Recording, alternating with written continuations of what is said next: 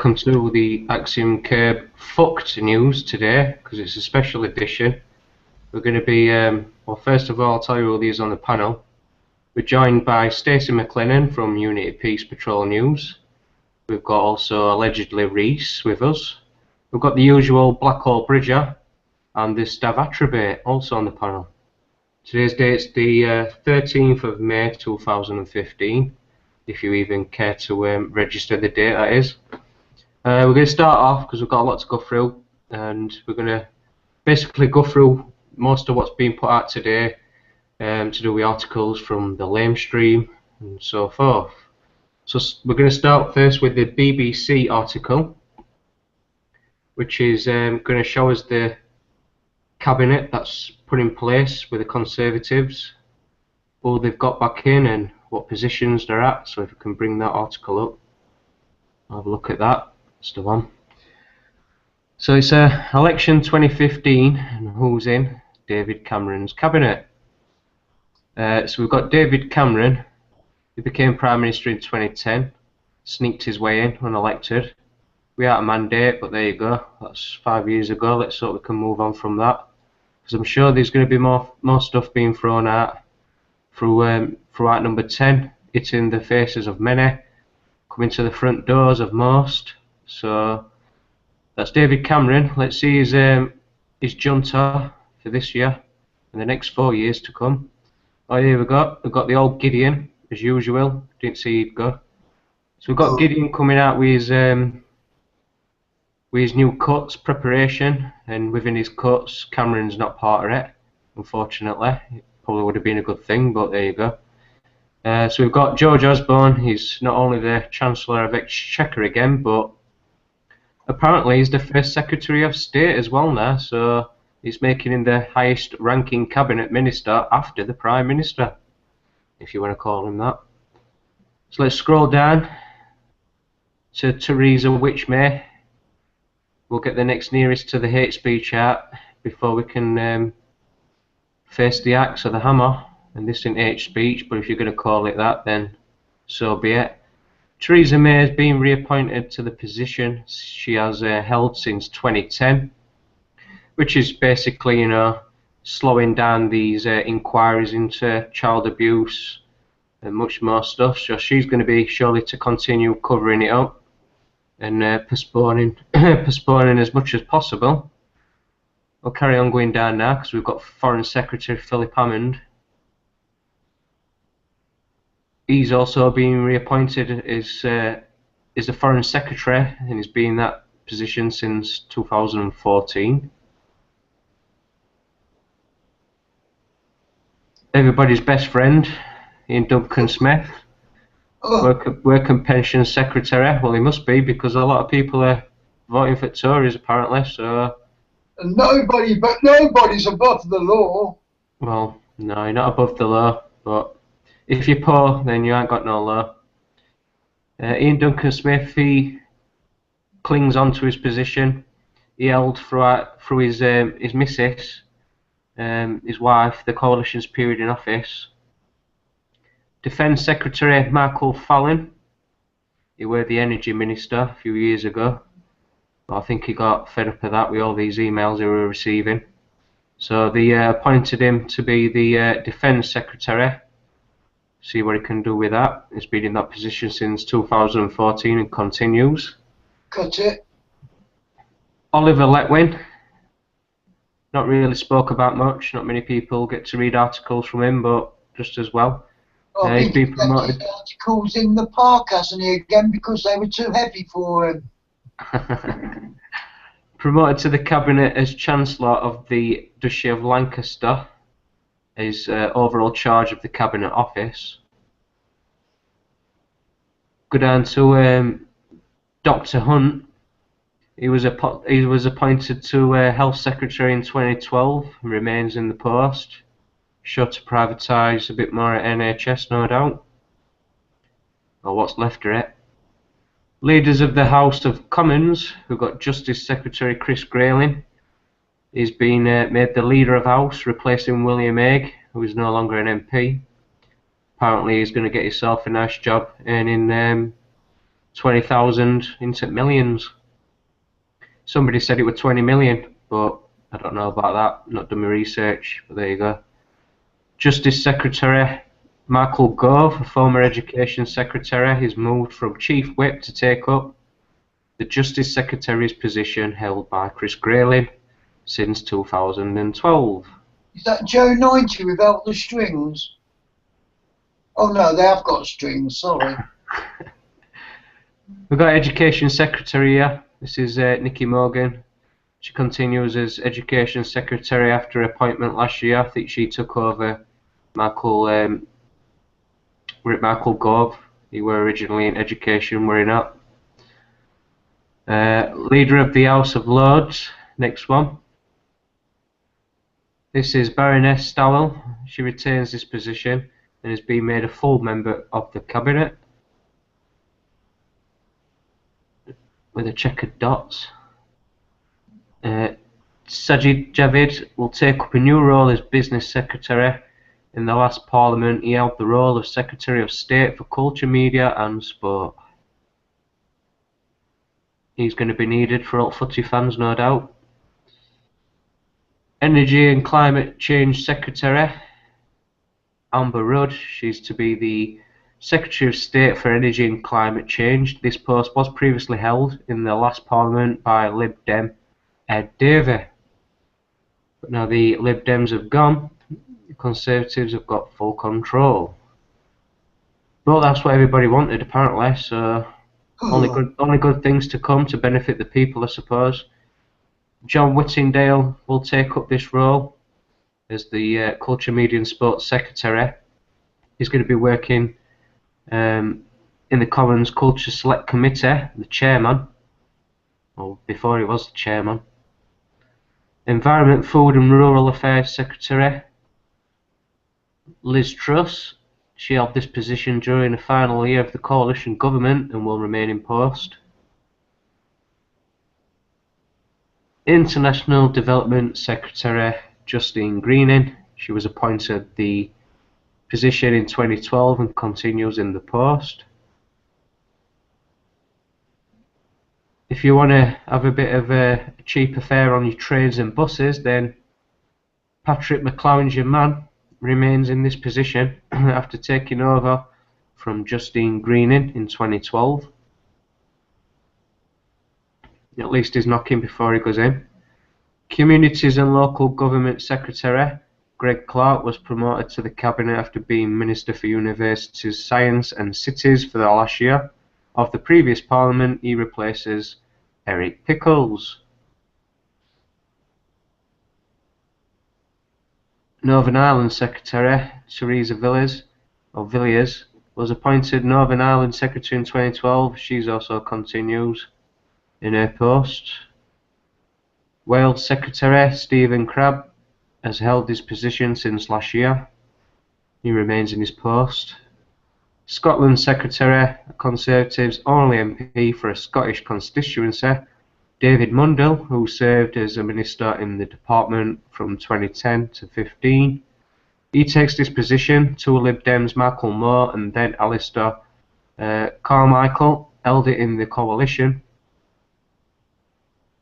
Chief Secretary of the Treasury, Greg Hands, takes this position, formerly held by Lib Dem Danny Alexander, who was a victim of the SNP surge in Scotland. Does he know what the Bradbury Pound is? I don't think any of these seem to know what Bradbury Pound is, to be honest, Paul, but... Or they're turning a blind ear to it. Oh no. Or shall I say, hearing through their eyes. No, wrong again. Oh well, that's Conservative for you. I don't think they want to handle a debate on Bradbury right now. Former Immigration Minister Mark Harper has been made Government Chief Whip. The Minister for Small Business, Anne Soubry, previously Minister of State for Defence, is the new Minister of State for Small Business in the Department for Business, Innovation and Skills. And what has she got planned for the small businessman? Minister for Employment, Priti Patel, is to be Minister of State for Employment at the Department of Work and Pensions. She was Exchequer Secretary in the last Parliament. my last coalition. Minister without portfolio. Robert Alphen is Minister without portfolio. His responsibilities include contributing to the government's policy and decision-making processes. Guy confronted about the Official Secrets Act bill, Matthew Hancock, has been appointed Minister for the Cabinet Office and a Paymaster General. He's got responsibilities that include public sector efficiency and reform, government transparency, which is a bit of a joke, civil contingencies, which is no doubt to be looked into, cyber security, which is pretty much being rolled out, and UK statistics, which just don't make no sense at all, among others. Attorney General Jeremy Wright is to remain as Attorney General, a post he has held since July 2014. And also attending political cabinet is Boris Johnson, but the Mayor of London has accepted an invitation for the Prime Minister to attend political cabinet. However, this is not a ministerial appointment. He won't be attending full cabinet, and he will not be running any department. What's all that about, Boris?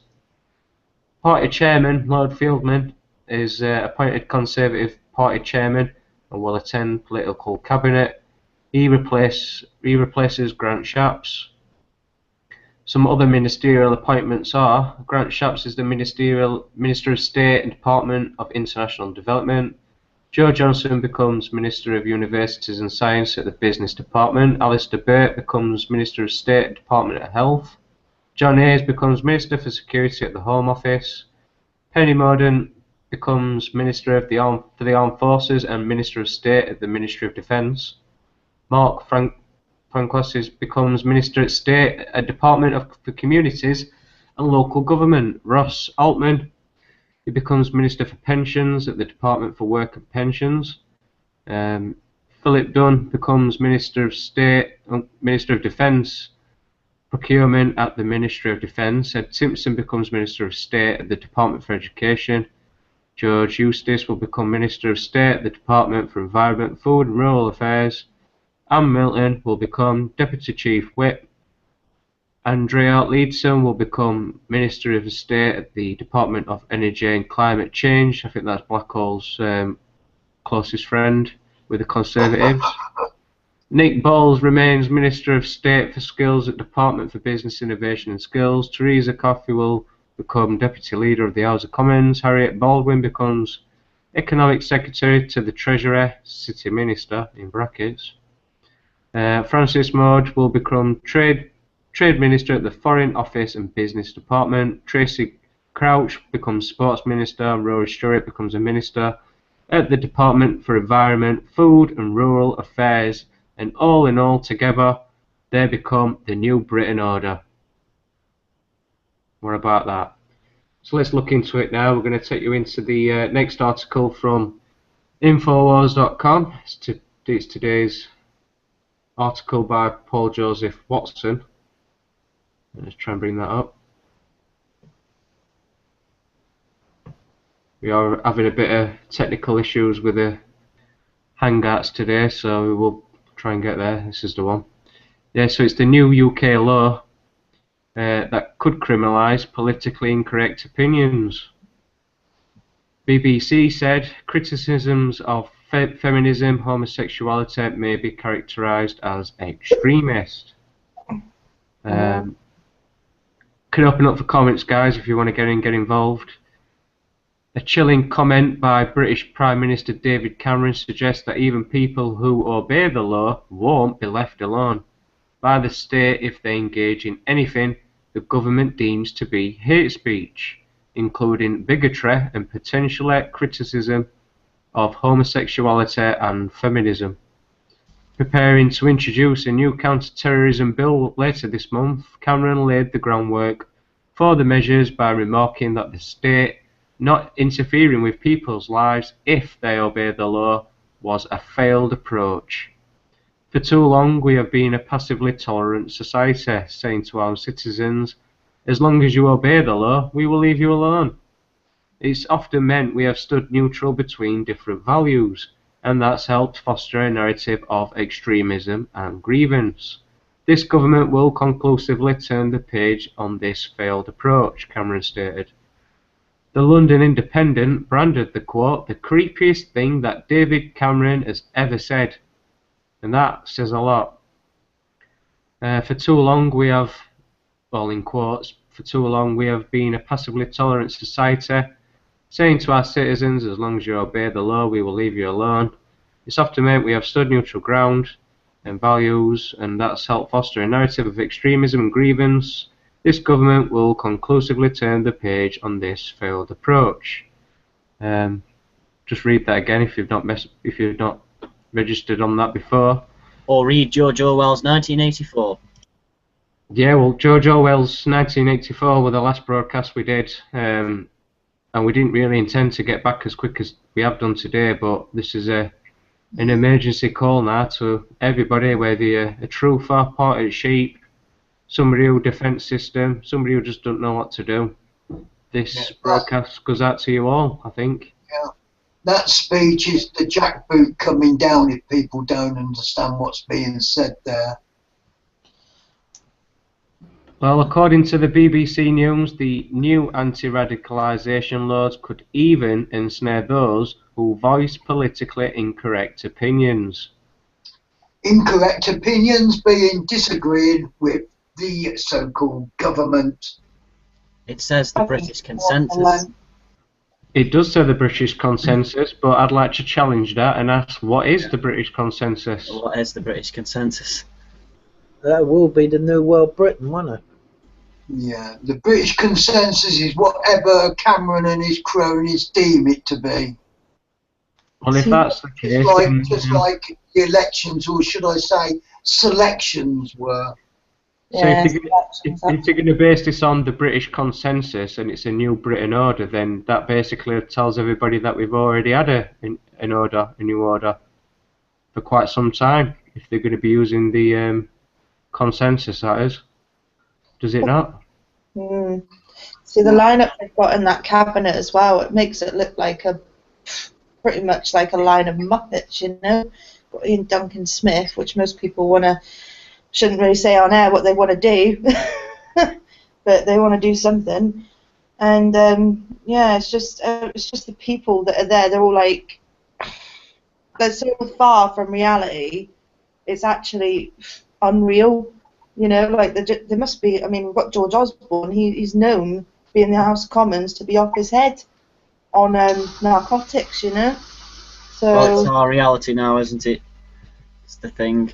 And this speaks tyranny to me. And I've said this for years. When tyranny staring you right in the face, all we've got left is a pair of bollocks. We need to take civil disobedience to the next level.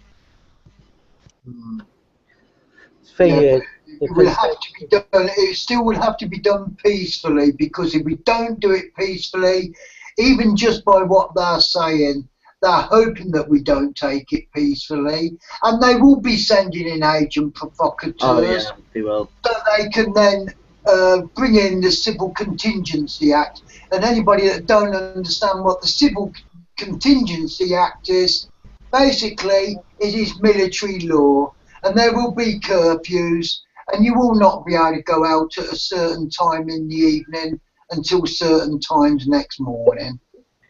Well, that's a bit of an hypocritical statement, to be honest, Paul, because we've been covering the armed forces being dwindled in numbers. So what's your response to that? What would you say about this martial law, civil contingency? If it doesn't involve a European army, instead of using all the army, well, they will be using all the army, but to prop up the numbers, they'll be bringing in their thugs enrolled from G4S, etc., etc., the private securities, which are company-led. And the company securities are already telling their police what to do, as was the case at Tom Crawford's hearing last in Nottingham on the 1st of May. Yeah. Well, I'll carry on with this article. It says the civil liberties organisations fear the new laws will instead be used to silence dissent from legitimate protest groups, bracketing anti-government sentiment in the same context as jihadist rhetoric. Well, that's a bit of a Indeed, during a speech in front of the United Nations last year, Cameron suggested that those who question the official version of the events behind 9/11 or 7/7 were non-violent extremists, on a par with ISIS sympathisers. Scotland Yard also warned that British citizens who merely watch ISIS beheading videos could be arrested under anti-terror laws. The laws will also empower broadcast regulator Ofcom to take action against channels which broadcast extremist content. The plans would allow the police to ask the higher court to order extremists to be banned from broadcasting and send every tweet, Facebook post or other web communications to the police for approval. And that's been reported in The Independent, which we will have up in just a short while to show you. That would include posts from users telling friends and followers that their communications were now being vetted, or ones denying the extremism claims that led to them being charged under such measures. What constitutes hate speech and extremist content is, of course, completely subjective. But judging by Cameron's UN comments, it includes those who express non-mainstream political opinions. So if you're not on the side of BBC, then you're going to have a very sticky situation when it comes to free speech. Now that Cameron's Conservative government has secured a majority, in some shape or form, don't know how they've done it, but we'll move on. With leftist parties that normally act as a check on civil liberties abuses losing influence, we can expect a new surge of authoritarianism to dominate British society over the next few years. Well, definitely in the next few years, and I'd be prepared to say today that we could expect to see it over the next few months. Move over to that Independent article now, because that just basically clarifies what Paul Joseph Watson from InfoWars is saying. Britain is too tolerant and should interfere more in people's lives, says David Cameron. I just can't get over how obvious it is. People still, and the sheeple, still can't see it. Yeah. They're just so blind. I don't see how people are going to look at that and not feel creepy. Yeah. Even his face there looks creepy, you know what I mean? It's like, yeah, he's got his tongue sticking out, but it's just like... The papers obviously, I mean, don't forget all of this is always going on in the mind. It's always psychological, and the papers have obviously done that on purpose. Yeah. Now, Sorry. there's a reason they're putting us in fear. It's a fear phone, isn't it? Yeah. Well, I think it's actually flipped. I think the reason this is out is because they're scared. Yeah. You know what I mean? So I'm gonna concentrate on that energy, the fact that they're actually running scared. Not me. I'm gonna speak my heart, no matter. You know, legislation's never interested me anyway. Well, if we're looking at it as in... It's never been something I understand. Yeah. If you're coming from that angle, Reese, then Cameron's clearly hiding behind those that are completely unaware to what's going off. Yeah. And without them, he's got nothing. He ain't got any veil or whatever you want to call it. No protection apart from his military police that he's got stood outside number 10. That we spoke to. We actually spoke to them the other day. I mean, it's interesting you pull up the G4S situation, because we were actually asking them, what are you going to do when G4S take over your jobs? And one of them had the cheek to say, well, I'm already waiting for that, he says. And he says, I'll be applying for G4S the Monday after. What? Well, within the matters of the general selection, Theresa May was on about we can now press ahead with the Snoopers Charter, which means they can read all our emails, whether it be personal or not. Well, she didn't say whether it be personal or not, but what I'm saying is emails can be very personal, but they are now going to press ahead so they can now read their emails. Well, that's the thing, Paul. I mean, emails are personal, as social media is more public. So we've got the police going to the courts to try and order anybody who wishes to use the freedom of speech to get it vetted first. And if you're thinking about doing it, you know, personally and privately in an email, think again, because we've got Theresa May who's deciding to snoop on everything you're doing away from the scenes. Exactly, and this was in the matter of hours of the general election, not days, hours. Yeah. I mean, all this could just be, as we've been mentioning, it could just be a fear tactic where really they can't really enroll such a thing, and they won't be able to maintain it and keep it to as they intended. So maybe there's not.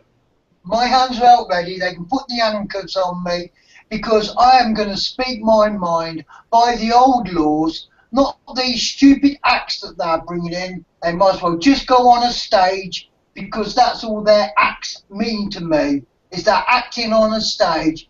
And they're acting the big hard boys. Well, come and get me now, because you're not going to suppress me unless you put a bullet in my head. Good man. Well, what they're actually hoping is that you put a bullet in your own head, Paul, but there you go. No chance of that. So if I get suicided by them, no, I'm not suicidal. So if it turns out that they say that I've committed suicide, they are far, far off the mark. Well, that's the thing, though, Paul. If we were to read an article at BBC saying that was what happened, then we'd be forced to believe it and accept it as truth. Yeah, well, I'm putting it out there now. No way will I be committing suicide. Yeah, but if BBC were to tell me anything different, I'd have to believe that, I'm afraid. So there's not really much point in telling me that, is there really? Because I'd be... woe behold those minds that believe that spoon-fed claptrap. What have you got for us, Stav? Well, just to make a comment on what was the first thing? Oh yeah, a load of cabinet, wasn't it? A change of cabinet, whatever you want to call it. All I've got to say about that is the same sheet, slightly different cabinet, you know. And as for the extremist thing, well, extremist. What's extremist? Oh, well, I can see what he's saying. After this legislation gets put through, or as he puts it through, he's going to come out and say his pathetic attempt at what George Bush said. They'll probably say you're either with us or you're with the extremists or something like that. I don't know. But extremist. Well, anybody who takes up perhaps sky surfing, you better watch out because you'll get nabbed for it because it's an extreme sport. It's total nonsense. Absolutely total nonsense. What do they mean extreme? Don't do anything extreme. Well, like asking questions? Yeah, that's too extreme. You can't do that. You can't, it's... Well, that's going to have a massive impact on education, curriculum in schools, no doubt. Yeah, I think what Paul said about, he said if, I'm just going to speak my mind, then if they'll have to put a bullet in my head. Well, it's a bullet that you put in your own head, and they call it a bullet of fear. Yeah. They also call it a vote. Vote? Well, it's so blatant, isn't it? It's so blatantly obvious that, The trouble is they believe it themselves. They believe that people are going to cower under. There is so many people I know that are not going to cower under. Well, they're so used to that now, and perhaps their complacency will be the undoing of them. I hope so, because their complacency is their weakness. Yes. What's the information on the G4S, Andy? Is there anything you could tell us about that? Are they using the system to basically profit from the people? Well, I did hear a story the other day from a good friend of mine who is unfortunately unemployed. He went to claim benefits for a while, and then after a while they said you've got to sign on to an agency, otherwise we'll stop your so-called entitlements or benefits, whatever you want to call them. His entitlements. They're entitlements, definitely. If you're paid into the system, which is an insurance system, they cannot deny you their entitlements, not benefits. I call them liabilities. Yeah, I suppose they would be, And yeah. it's not the government's money. This is where the government goes wrong. They think it's their money. No, it's the taxpayers' money. And it's all the taxpayers' money that are paid into it for years. My fathers, my grandfathers, and their forefathers. Well, I would say this, Paul, about they are entitlements. They're not benefits. Who does it benefit? Them. It doesn't benefit the claimant. Exactly. It benefits the system. They're entitlements. People should start calling them entitlements because exactly what they are, entitlements. And anybody who's in a lawful rebellion or whatever you want to call it, or lawful dissent, whatever you're doing, then you know you're only getting your entitlements, and you're taking them under duress because they're forcing them under duress. Because at the end of the day, you know, don't feel like, oh, because I take my entitlements, I can't say anything. What a load of crud. They are entitlements, and people should start calling them for what they really are. Anyway, my friend had to take an agency position, otherwise they'd sanction his benefit.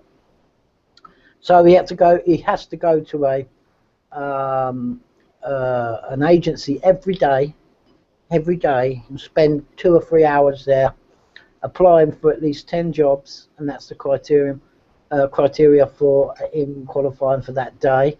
And he has to do that every day, well, 5 days a week, otherwise they sanction his benefit. Well, what happens is they're a company that's under a proxy name which actually belongs to G4S. Yeah, okay. So they're threatening you that they're going to take away your benefits. Yes, if he doesn't go every day, they're going. So it's a threat. Yes, it's a sanction your benefits. Anyway, he got quite friendly. It's blackmail, is it not? Is it not blackmail? Because I struggle to understand how people can't see that it is blackmail. Well, it is. It's blackmail or threat, whichever way you want to look at it. Anyway, long story short, he got friendly with one of the people that worked there, and he says, "Well, when you sign here onto this recruitment, whatever it is, agency, we get paid £400 for every person that gets sent here." And he goes, "All right." He says, "So what we do is we find you as a job, which they're all 0 hours contract, as everybody knows. None of these jobs are real." They get paid how much, Stab? They get £400 on the initial sign up from the job centre to go to the agency. Once they sign with the agency, they get 400 quid. So that's what he told me. Well, the agents get that, or the person actually signing? G4S gets it. G4S gets it. Okay, that's what he told me. Anyway, and then that's not the coup de grace. The coup de grace is what they do is they find you a job at Pound Shop, Sainsbury's, Tesco's, wherever, right? And if you stay there 6 months, right, G4S get a payment, okay, of £13,000. 13 grand per placement for 6 months. If the person stays there for 6 months. Of course, they stay there for 6 months. Of course, what do the companies do after 6 months? They sack them after 6 months because it's 0 hours contract, and they go back around the system again. And time again, all these people are going through the system. 6 months each time, each cycle. G4S gets 13 grand. Yep, I've done it. I've been there and done it. My CV is full of jobs. That's taxpayers' money. Yes, of course it is. Money that they're gladly giving away to a private company. Yeah. Now, you can say, that's only hearsay what your friend said. Okay, you can use it as it. People can say, well, I don't believe that. That's what he told me. That's what. Well, I've experienced it. I mean, you check my CV. I don't think there's a job there that's lasted longer than 6 months. No, they don't. They deliberately stop put an end to the contract at 6 months. Well, it's not contract. It's a 0 hours contract. And I said, they stop it, and then they put you back down through the agency to go through the whole rigmarole again. So they get £400 when you go down there, and you've got to go down there. It's mandatory, otherwise they sanction your benefit. If you don't attend every day, they sanction your benefit. They get £400 for you signing on, which is baby's poo. The real money maker is when they find you a position for 6 months. It has to last 6 months, but isn't it convenient that after 6 months most people got rid of, and it goes round again? Well, that's to save them on tax, I imagine. Well, all sorts of reasons, but the reason is it keeps the Ponzi scheme going. It keeps the whole thing going, doesn't it? Yeah. Yeah. Because there's many people that are unemployed because there's nothing left for people to do now. Well, yeah, exactly. But you see, the thing is, it may be so-called tax. What is a taxpayer? Can somebody explain to me what a taxpayer? In actual fact, can somebody logically explain and justify? Yeah, I can. I Yeah, can. well, The taxpayer is a person that gets the shakedown. Right. Okay, that's fine. It's an agent of the government, a taxpayer. Yeah, It's the lowest rank if you think of it. I actually posted something about this the other day about the taxpayer because people shout I'm a taxpayer like it's a high rank in society, thinking that gives them some authoritative high ground, you know. Mm-hmm. And I mean it with no disrespect, but the taxpayer is at the bottom of the shit pile. Right. And you know what, Reese? The tax thing is a scam. Right. We all know it's a scam because let's look at it this way, right? We all know that the money, supposedly money, what people think is created from nothing, right? Yeah. Okay, so if they can create £7 billion, near $1 trillion now, it's probably beyond that, to bail out these banks and bail out this economy and keep bailing it out, right? If they can make the money from nothing, right, which they admit they do, which is what fiat currency is, then what the hell do you need tax for? And what the hell do you need austerity for? Oh, sorry, to siphon all the assets that belongs to the poor into the rich's pockets. That is all austerity is, because austerity has never worked in the history of economics. Well, yes, not for the poor, but for the rich. Oh yes, Paul. And you know this deficit. You know what the deficit really is? It's 8% to service the interest on the debt. It's only 8%, and they can't even keep that going. Well, they can't. They deliberately don't keep it going. 8%, and they're talking about 25 years of austerity for 8% of the government's debt, not counting the private debt. But even that grows with compound interest on compound interest. Yeah. That's right. Stop being a promissory note. Break the chain. Well, we're going to go into bills of exchange a little bit later on. Okay. But I just think what we're talking about now is it brings a new look of where it says in the Bible we're born into sin. Now, if you want to change that to born into sign, and all we've got to do is sign dotted line for the rest of his lives, then what's your thoughts on that? Have you got all Reese? Say again, mate. Have you got any thoughts on that? It brings a new look on where it says born into sin. If we were born into sign. Oh yeah, I've had a few epiphanies today actually. We were discussing it earlier, weren't we? This because I got approached by a lad at one of these protests that pulled me aside for me swearing, and he told me that it was a sin to swear. I'm gonna actually read this out what I've just put. Is that okay? Yeah, go for it. I just wrote like a little post. Okay. The next time someone pulls me aside for my bad language, and even go as far to say it is a sin to swear, whether I say cunt, fuck, piss or shit, all language is vulgar to me, corrupt to the core with codes that purposely play on our conscience. We are all aware how legalese works, but after running the philosophy with a few friends, I found this interesting. To put it clearly, I don't live my life alongside books texts that I do not understand the origins of, and although I'm not exactly atheist, I have dabbled in some passages from time to time, but I won't claim I've read it all. But so far, the Bible to me is a work of intellectual allegory, so not to be taken literally, and can be interpreted in many ways. So, swearing, I picked this passage earlier, which is from the King James Bible. But above all things, my brethren, swear not, neither by heaven, neither by earth, neither by any other oath, but let your yea be yea, and your nay, nay, lest ye fall into condemnation. And given the definition of swearing is to make a solemn statement or promise, undertaking to do something or affirming that something is the case. Sorry, I hope I'm not confusing anyone. Is the Bible, rather than signifying offensive language, actually referring to what the agents are compelled to do when they attain their role as judges, lawyers, police, etc., open to interpretation? So sinning. Behold, this is another passage, I was shapen in inequity, and in sin did my mother conceive me. And we were born into sin, yeah? So sin is mathematical symbol for sine wave. If we understand the universe to be a wonderful selection of sine waves, to me, the Bible is cleverly portraying what actually looks to be pointing to the sound rounds that surround us. Sorry to break in, we was just cut off then for a few seconds, so can you go back to yay be yay and your nay be nay? Yea, yes, ye fallen into condemnation. Can you hear me now? Yes.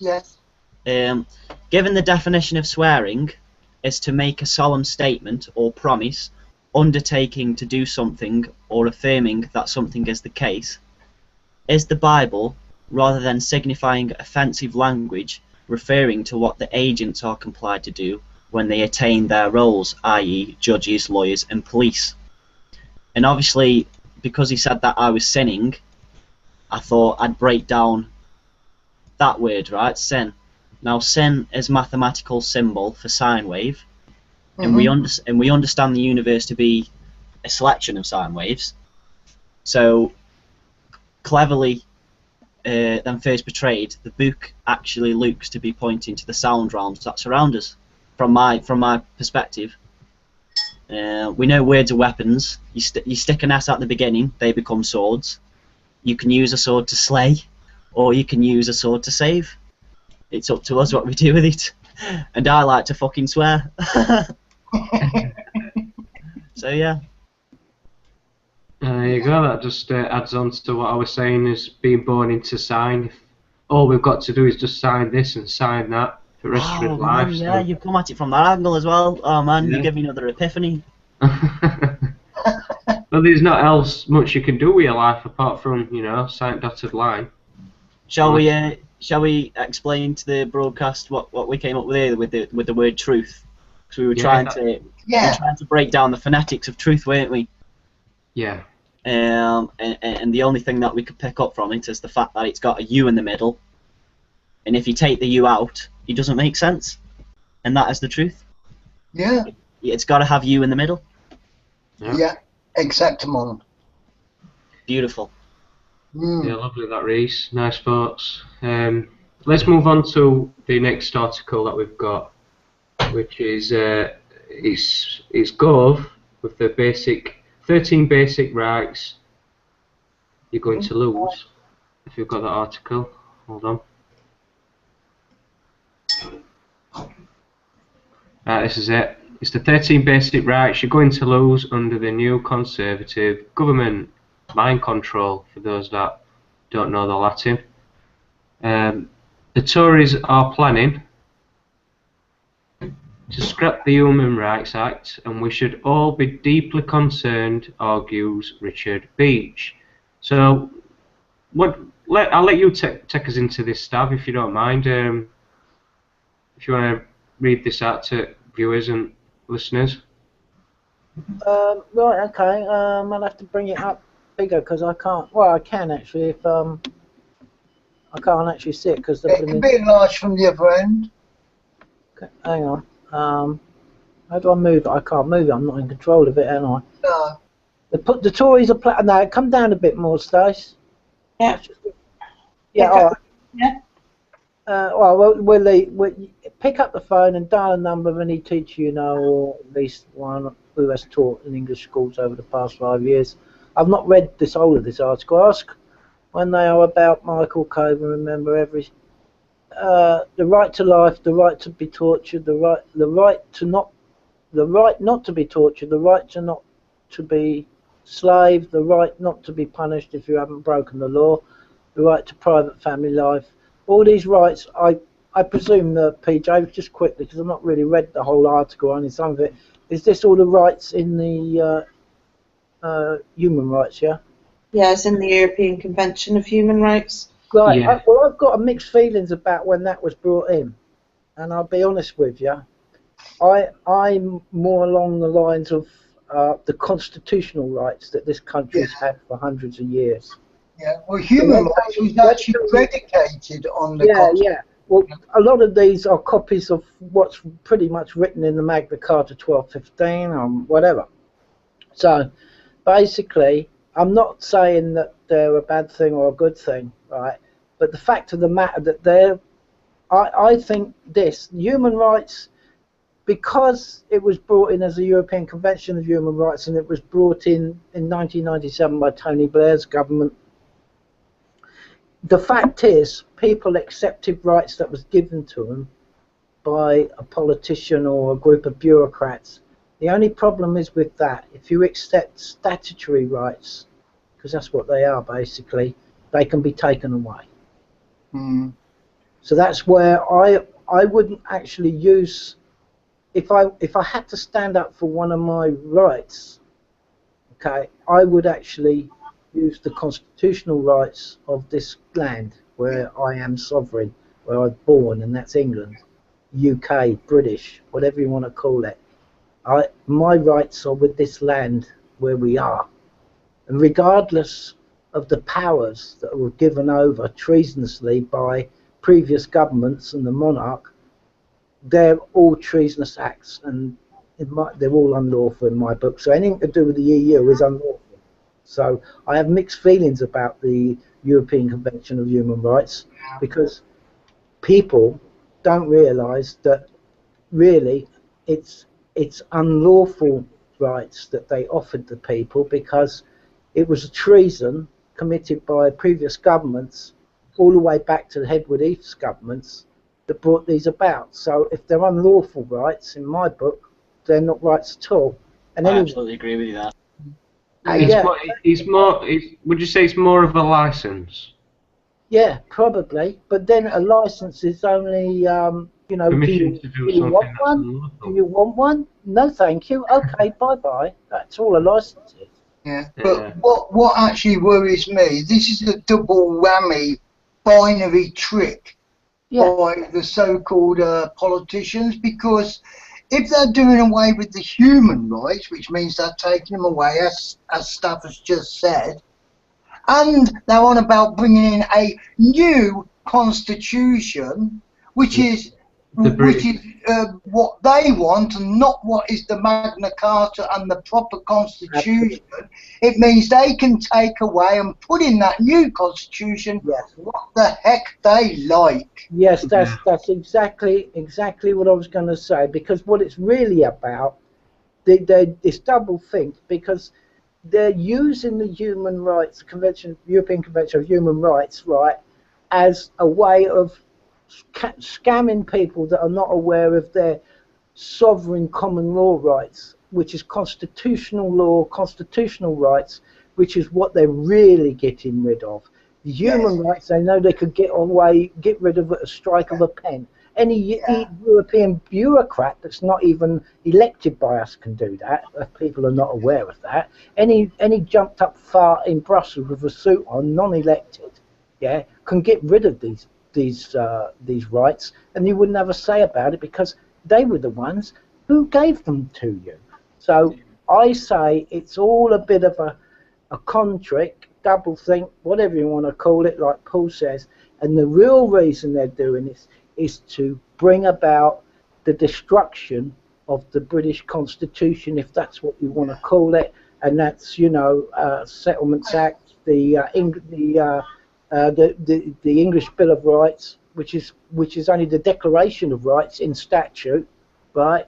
Okay, and it's constitutional statute. It cannot be repealed. The British you know, the English Bill of Rights is a constitutional statute. It can never be repealed. That means it can never be replaced by any other statute. I wish people would get that into their heads. And the other thing, the same with the Magna Carta, they can't get rid of Magna Carta 1215. But the fact is, it's pre-Parliament. It was before Parliament was there. Yeah. Regardless of what they say about the 1297, I think it is, Paul, which they put into statutes after they brought about a Parliament. Well, can we just bring this next article up as we're moving into? I'm rabbiting on too much. No, you're right with what you're saying, Andy. I agree with you, and that it's all good stuff. But this next article is going to go into detail and make light of the Magna Carta, especially the 800 years anniversary. Yeah, coming up Isn't that a coincidence? Yeah. It's demonisation yet again, is it not? Ridicule it and then destroy it. Yeah. And not only that, people must remember the Magna Carta, which the Constitution comes from, is the bedrock of our common law. It's the bedrock of our law. Yeah. And what they're trying to do is overlay our common law with Napoleonic law, which means you are guilty until you can prove yourself innocent, whereas with common law you are innocent until they can prove you are guilty. Yeah, and just a little change means everything. Yeah, that in law means it comes under habeas corpus. Oh, yes. Let's just, can you take it to the top of that article, Stacey, if you don't mind? It's 800 years on, and why the Magna Carta still matters. This is from spikedonline.com. So the document that built a brazen wall to guard the individual from the state. Not surprisingly, given it was written 800 years ago, there's much in Magna Carta that sounds alien to our 21st century ears. From its heartfelt plea for standard measures of wine and ale throughout the kingdom, to its rumination on what should happen to a man's fortune should he die while in debt to Jews, the medievalism of the document sings through its 63 clauses, and of course, as many historians put out, it's very historically pacific document, designed to prevent a brewing civil war between influential rebel barons and a tyrannical king. Some sniff that Magna Carta was simply a wartime treaty, merely securing rights for strappy 13th century barons rather than for men, far less women, kind. Yet for all its medieval quirkiness, Magna Carta has an universalist heart that still beats today. It articulates the human desire for freedom so powerfully that some of its clauses sound as relevant and urgent to our ears now as they must have done to the barons, abbots and royals who witnessed the king's sealing of Magna Carta in a field near Windsor on 15th of June 1215. Indeed, these clauses would provide the foundation stone of the revolutions and constitutions that shaped the modern democratic era, not just in Britain, but in the US, France and elsewhere, even as far afield as China. Democracy-seeking dissidents cite this dusty document sealed by English king 800 years ago. So let's consider Clause 38. In future, no official shall place a man on trial upon his own unsupported statement without producing credible witness to the truth of it. Here we have one of the earliest and clearest articulations of the importance of the rule of law. Not the law, but the rule of law. Of letting citizens be, unless it can be proven credibly that they have committed an offence. Magna Carta says the arbitrary power of officialdom must be restrained by law. Or consider Clause 39, where it says, No free man shall be seized or imprisoned or stripped of his rights or possessions or outlawed or exiled or deprived of his standing in any other way, nor will we proceed with force against him or send others to do so, except by the lawful judgment of his equals or by the law of the land. Here again we have a proposal to shackle authority, to limit its ability to interfere with people's rights and property. Clause 39, which still forms part of English law, is a clarion cry for the right of people, back then only barons, yes, in brackets, to be let alone, as American revolutionaries would put it more than 500 years later. The most important thing about the Magna Carta is how it was interpreted and acted upon by future generations, particularly by the revolutionaries of the 16th, 17th and 18th centuries. If Magna Carta planted the seed of an ideal that would radically reshape human affairs, that sometimes the state must be restrained in order to allow the flourishing of individual life and liberty, it was Magna Carta's fans in subsequent decades who watered that seed, demanding that this ideal be spread beyond barons to all men and eventually all people. So Edward Coke, the 17th century radical English jurist whose writings on Magna Carta introduced it to a whole new audience and helped give rise to the Habeas Corpus Act of 1679, famously declared, "The house of every one is to him as his castle and fortress, as well for his defence against injury and violence, as for his repose." Here Magna Carta's promise that no baron should be stripped of his rights or possessions was expanded to everyone, whose ordinary home, said Coke, should be treated in the same way a baron's castle was once treated, a place to be left alone. The liberal promise of Magna Carta was being spread. The idea of liberty and privacy was being expanded. Also in the 17th century, the Levellers, the most radical movement of the English Civil War, frequently cited the Magna Carta, explicitly arguing that its promise of liberty should be enjoyed by all. John Lilburne, the Leveller who fought hard for freedom of speech, described Magna Carta as the Englishman's legal birthright and inheritance. Leveller sympathiser Henry Martin Cutt, to the heart of Magna Carta. Scroll down a little bit if you can. Are we stuck on there? That's it. Heart of Magna Carta, when he described it as brazen wall and impregnable bulwark between authority and man, which defends the common liberty of England. This captures what was so meaningful about Magna Carta to those groups who desired greater freedom. It is so meaningful about Magna Carta. I read that bit. It proposed erecting a brazen wall between those with power and those with none, between the authority of a few and the liberty of the many. It restrained the state, acting as an impregnable bulwark against its power. In the 18th century, American revolutionaries built their entire new nation on the promises of the Magna Carta in 1761.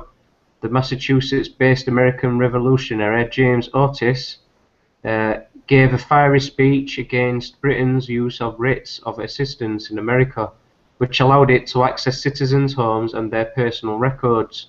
Such arbitrary interference in people's lives, that's an interesting word, interference in people's lives. And what did Cameron say he needed to do more of? Interfere!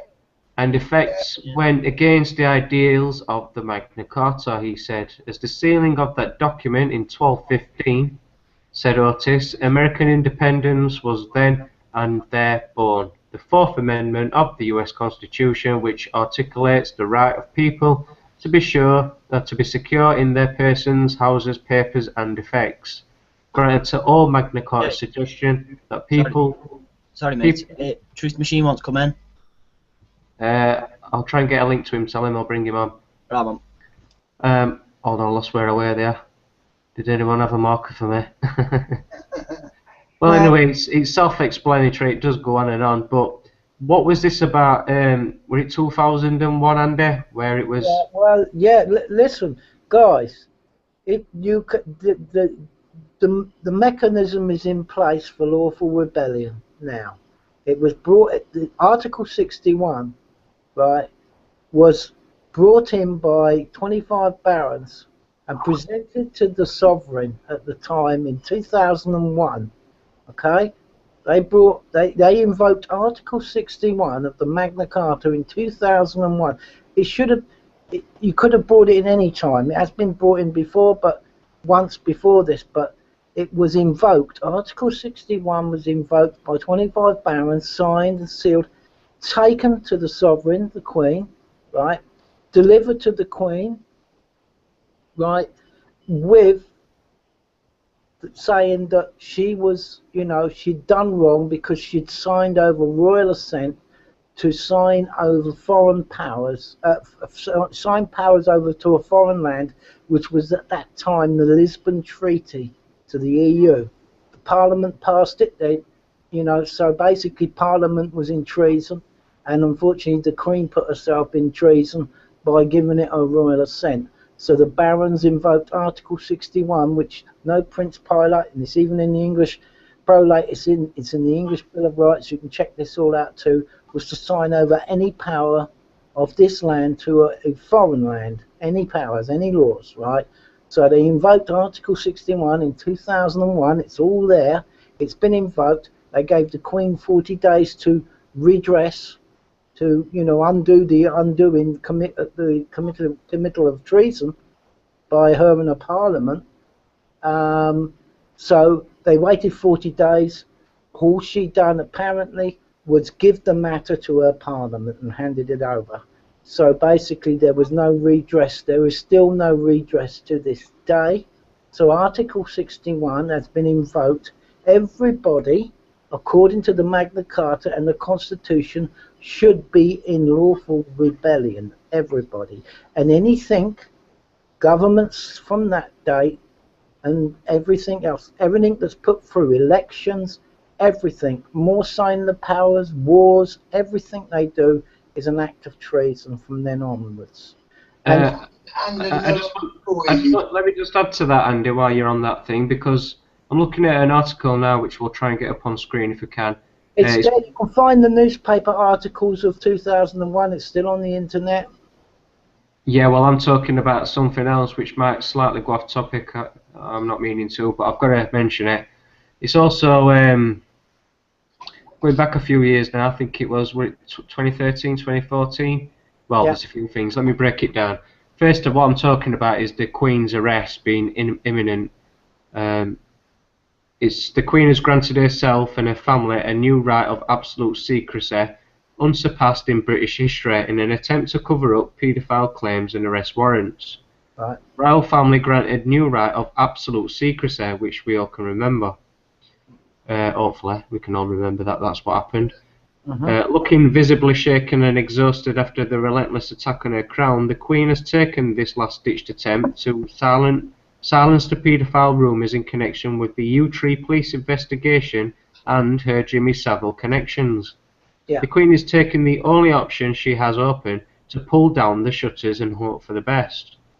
This is not my words, by the way. This is from Getting Ready for 2015. .wordpress.com. By granting herself absolute protection from public scrutiny in the most controversial move of her monarchy, she hopes to draw a veil of secrecy over the paedophile rumours. Yeah, I'm online now, yeah. Hey, Truth Machine, welcome aboard. How you doing? All right?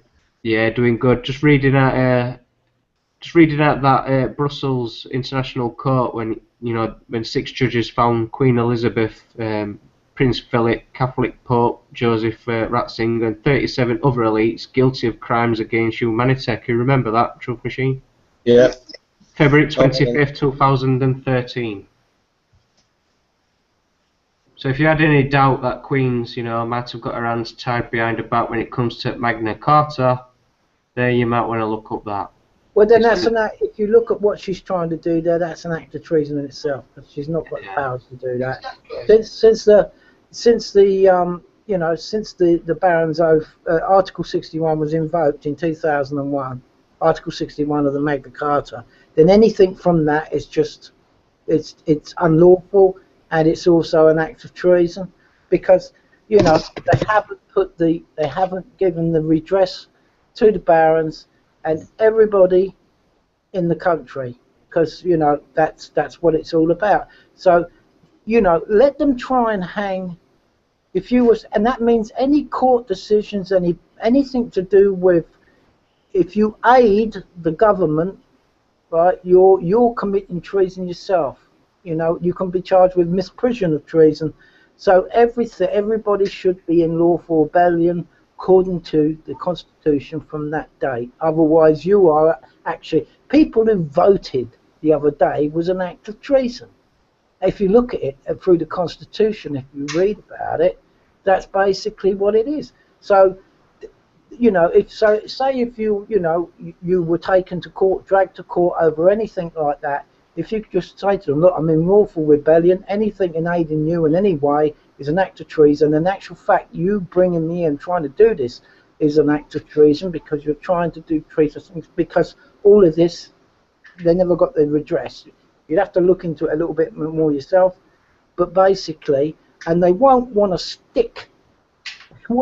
try and stick something like, you're mentally ill and have your sections, because you'd have to stick that on all the parliamentary, all the House of Lords and the Queen herself, because it's part of the Constitution.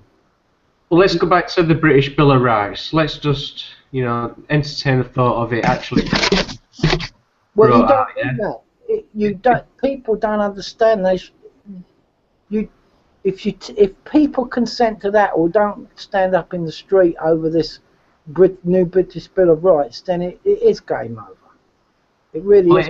It is. But let me just entertain a thought, Andy. Hold on for a minute. We've got, if it does happen and Gove brings back capital punishment to whatever level he decides, yeah. let's say hanging. Yeah, if hanging comes back, then that could be a good thing. Yeah, we know it ain't going to be a good thing. It's going to be for people like us, isn't it? Yeah, bring that back.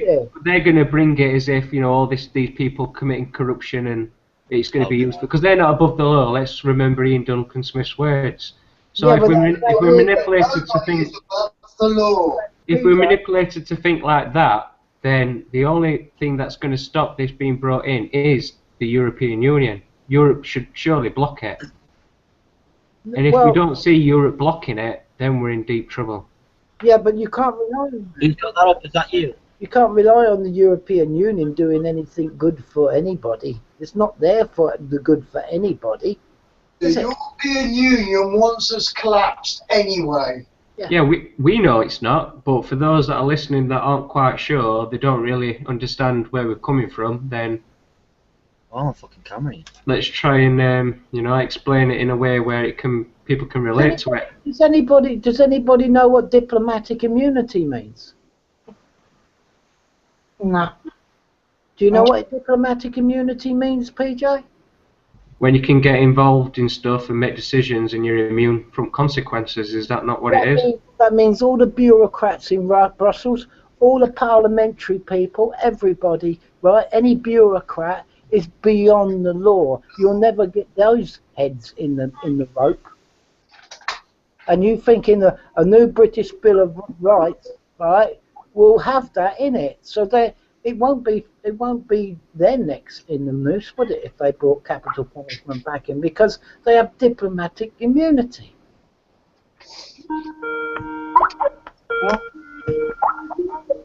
Sorry, that was my mistake. I'll just put it back down because I'm on.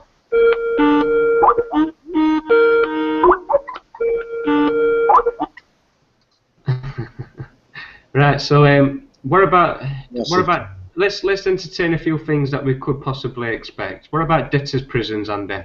Yes, that's what's coming back. Yeah. So you reckon that's? Yes. So, I reckon some kind of camp or something. You know what I mean, like a work camp. Well, Well, it'd be a workhouse debtors' prison. So everybody who's claiming so-called entitlements, I'm not going to call them benefits. I choke on the word. I have actually said it there, but anybody who's claiming entitlements will be stuck in them places, right? And they'll say, well, you're a debtor because, you know, you owe money, you can't pay it, as well as you're claiming these entitlements. We don't want people like you, so get in there. That's what I think.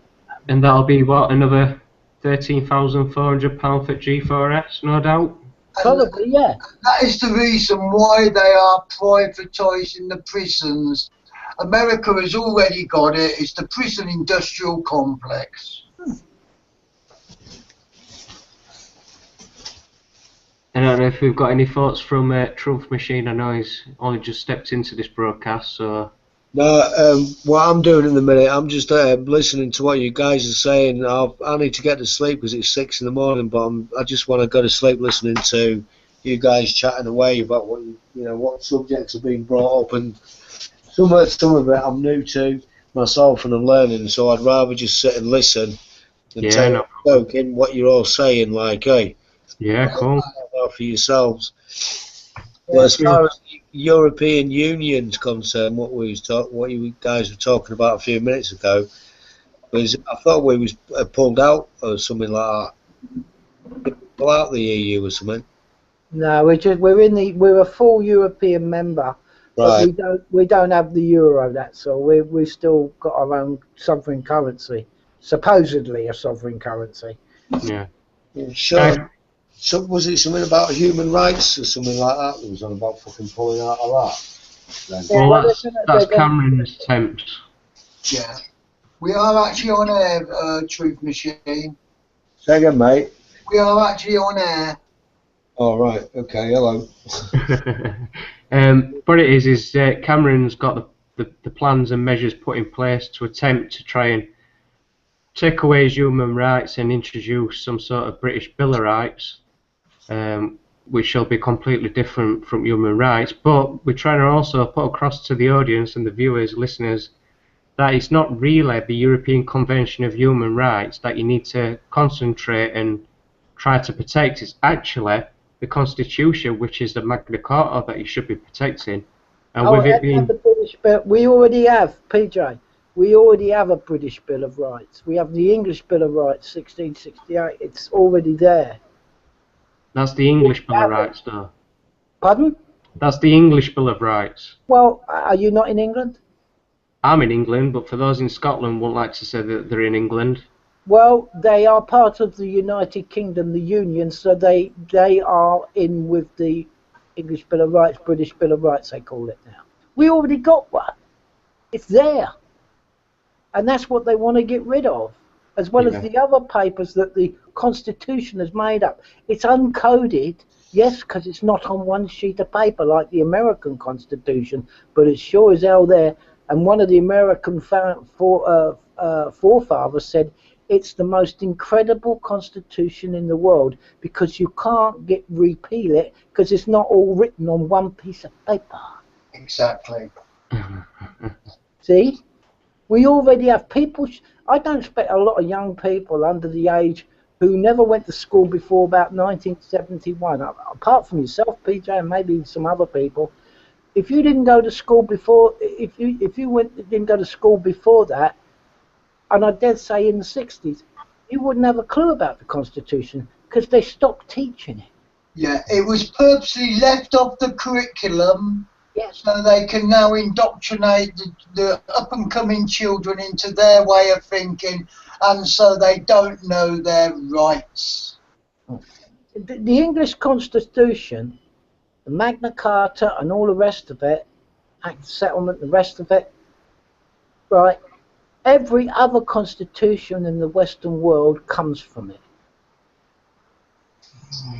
Everything else they used it because but they didn't use it the way they could with the English. That's what makes it so incredibly difficult to get rid of. It's not. You get rid of amendments on the. You could dare say an argument I think for the American Constitution is, if you can get rid of one amendment, you can get rid of the lot. Am I right, Paul? Yeah, sort of, in a way. Well, you know what I'm saying, but you can't do that. You can't do that with the British Constitution. And I think the I mean, I only know this because I'm old enough and I was taught it when I was young, or I was made aware of it. I was too busy smoking in the bicycle shed most of the time. But the Constitution was completely covered for all eventualities, so it can't be repealed, rebuffed, knocked off, or any other way you want to put it. That's right. So that's basically the... So it is treason in no matter which way it was done. Even the highest ranking member of the country, which is supposed to be the so-called Queen. So I would dare say, if it comes, they'll try and whip it through fast, make no fuss about it. Oh, well, the Queen, on her coronation oath, swore to rule as head sovereign.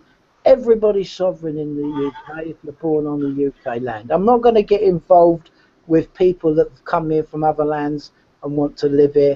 That's a different thing. But the fact of the matter is, if you're born on this land, you are sovereign as well, right? You are sovereign. She's the head of the sovereigns, that's all, entrusted to take care of the land for us. But she swore an oath to do that, and that was to take care of us in our customs and all the rest of it, the Constitution, the whole shebang. That's all. And if she doesn't do that, we have to, as sovereign people, seek for redress and petition her to put it right. But she ain't taking no notice of it anymore. Because, in her defence, I guess a lot of historians will say she's been usurped by Parliament, and Parliament have made themselves sovereign. Which no way they are, and no way can they. No, that's right. That's what the Constitution is there to stop.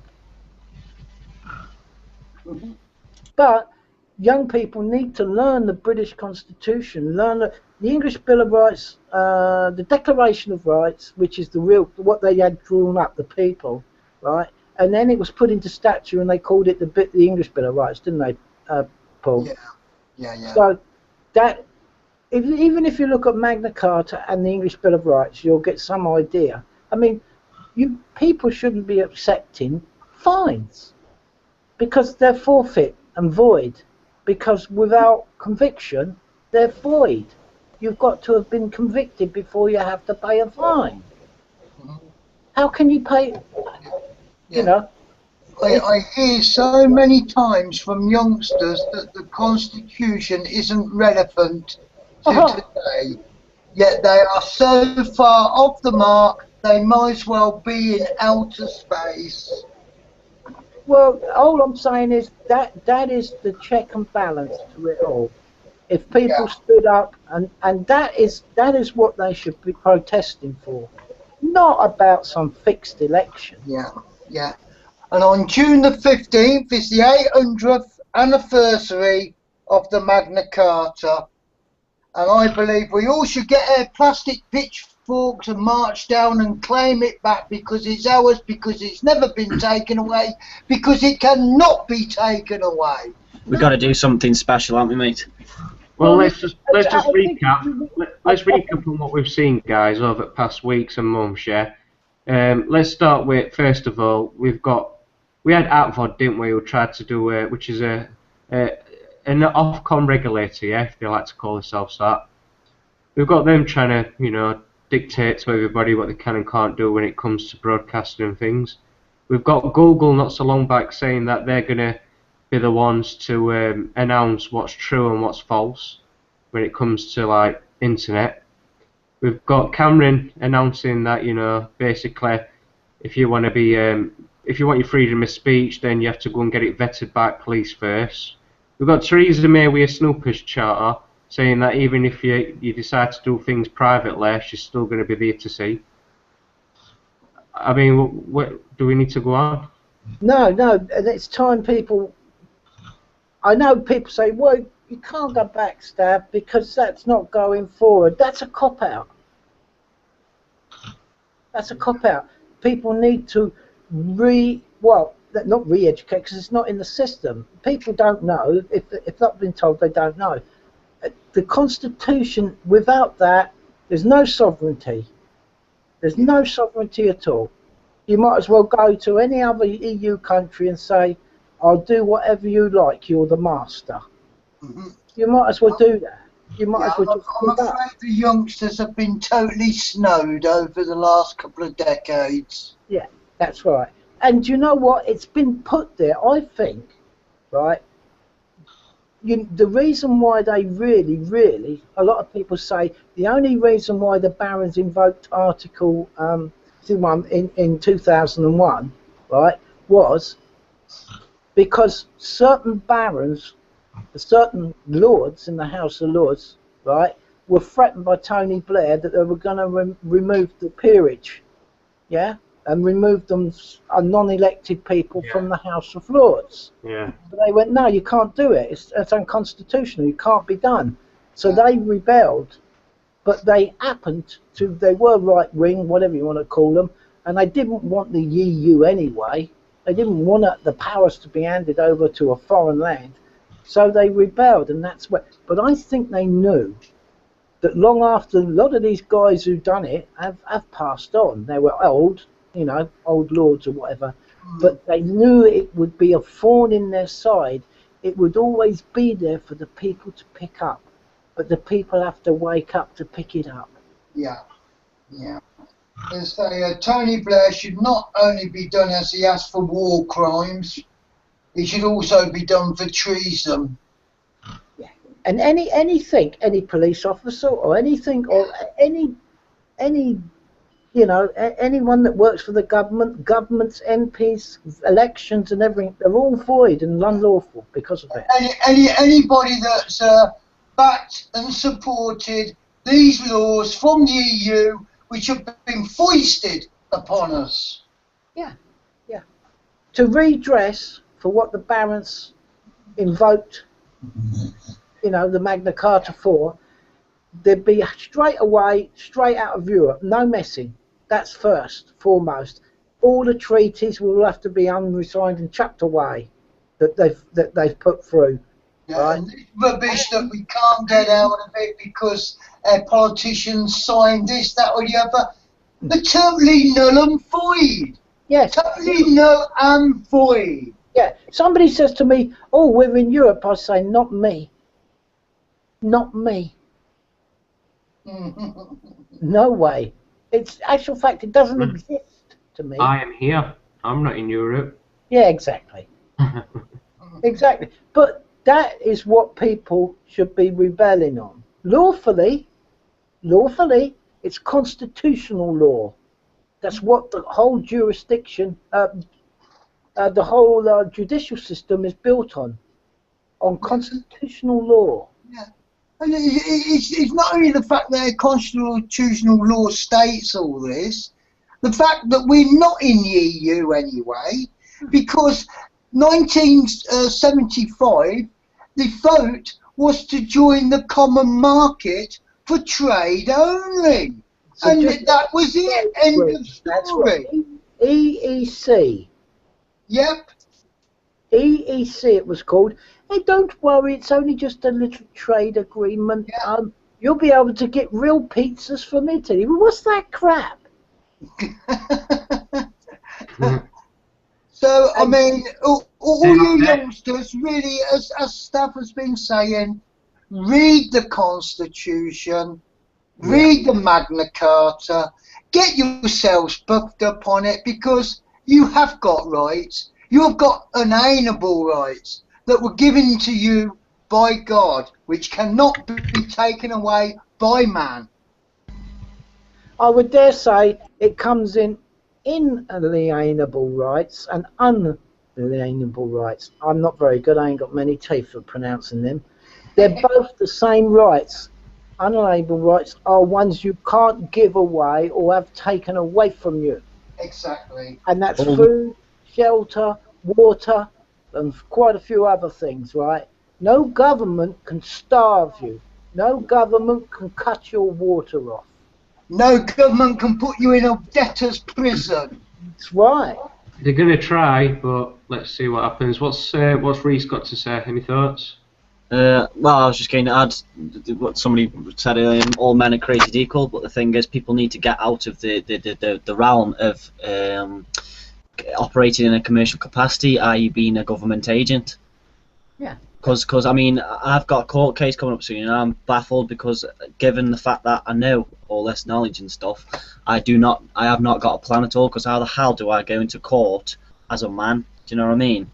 You don't go into the court for a start. No. That's why I've never done it. I've never ever done it when I've been You are summoned to entering court. into agreement just by entering the court and Yeah, stamping exactly. there. Falling under their jurisdiction, aren't I? But the thing is, it's about my house. Well, it's about my flat, you see. And if I Hang don't on, wait a minute, Reese. How are you under their jurisdiction? Do they have factual evidence? Oh no, I'm saying if I walk into that courtroom, I will automatically fall into their Of jurisdiction. course you will. You'll say, "Here I am, reporting for duty. You have jurisdiction over me." Yes. Exactly. But the thing is, I've got to. Will commence. And if they arrest you, you are going there under duress. You're not Yeah. agreeing to it. And under Oh, the yeah. Constitution, you're not agreeing to it. It's not law. It's not You're my not free prepared. will to be there. It's not So my free will. Stand on your honour. Yeah. Yeah, they've got to drag you there kicking, well, not kicking and screaming, they've got to take you there under duress. Well, the thing is, if I don't go, I'm going to lose the flat, you know. So it's one of these things where I've got to delve into the game. I've got to jump into this realm in the next Well, few weeks. Not Well, necessarily, Reed, because we're at a time now where we've got, like, you know, Response UK and bailiffs. Hang on, Reese. Are you refusing to pay? No, not at all. Right, you have unalienable rights. That means that's a shelter, right? They can't make you homeless unless you consent to it, right? Okay? Number one, you're Yeah. not refusing to pay them. Number two. So what they're going to do then? No, exactly. I mean, that's what I'm saying. I've got to go to court regardless, and this is what I'm going to say anyway. You know, you can't refuse remedy, and the remedy is whatever we can afford to pay. Yeah. Well, they could, at that point, they can only send out the brutes, and that's where your Magna Carta comes in. Right.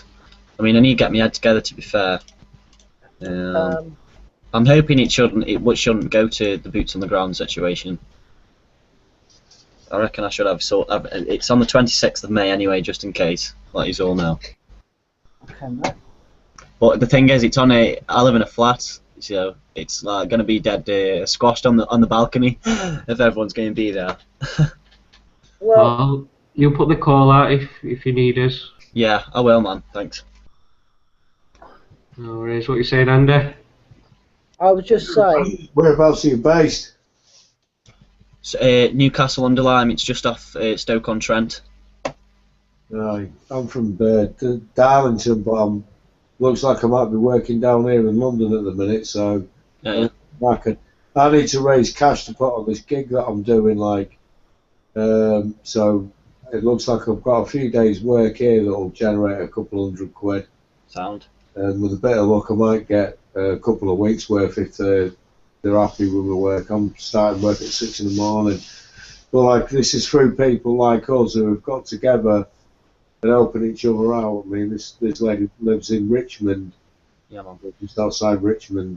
You know what I mean?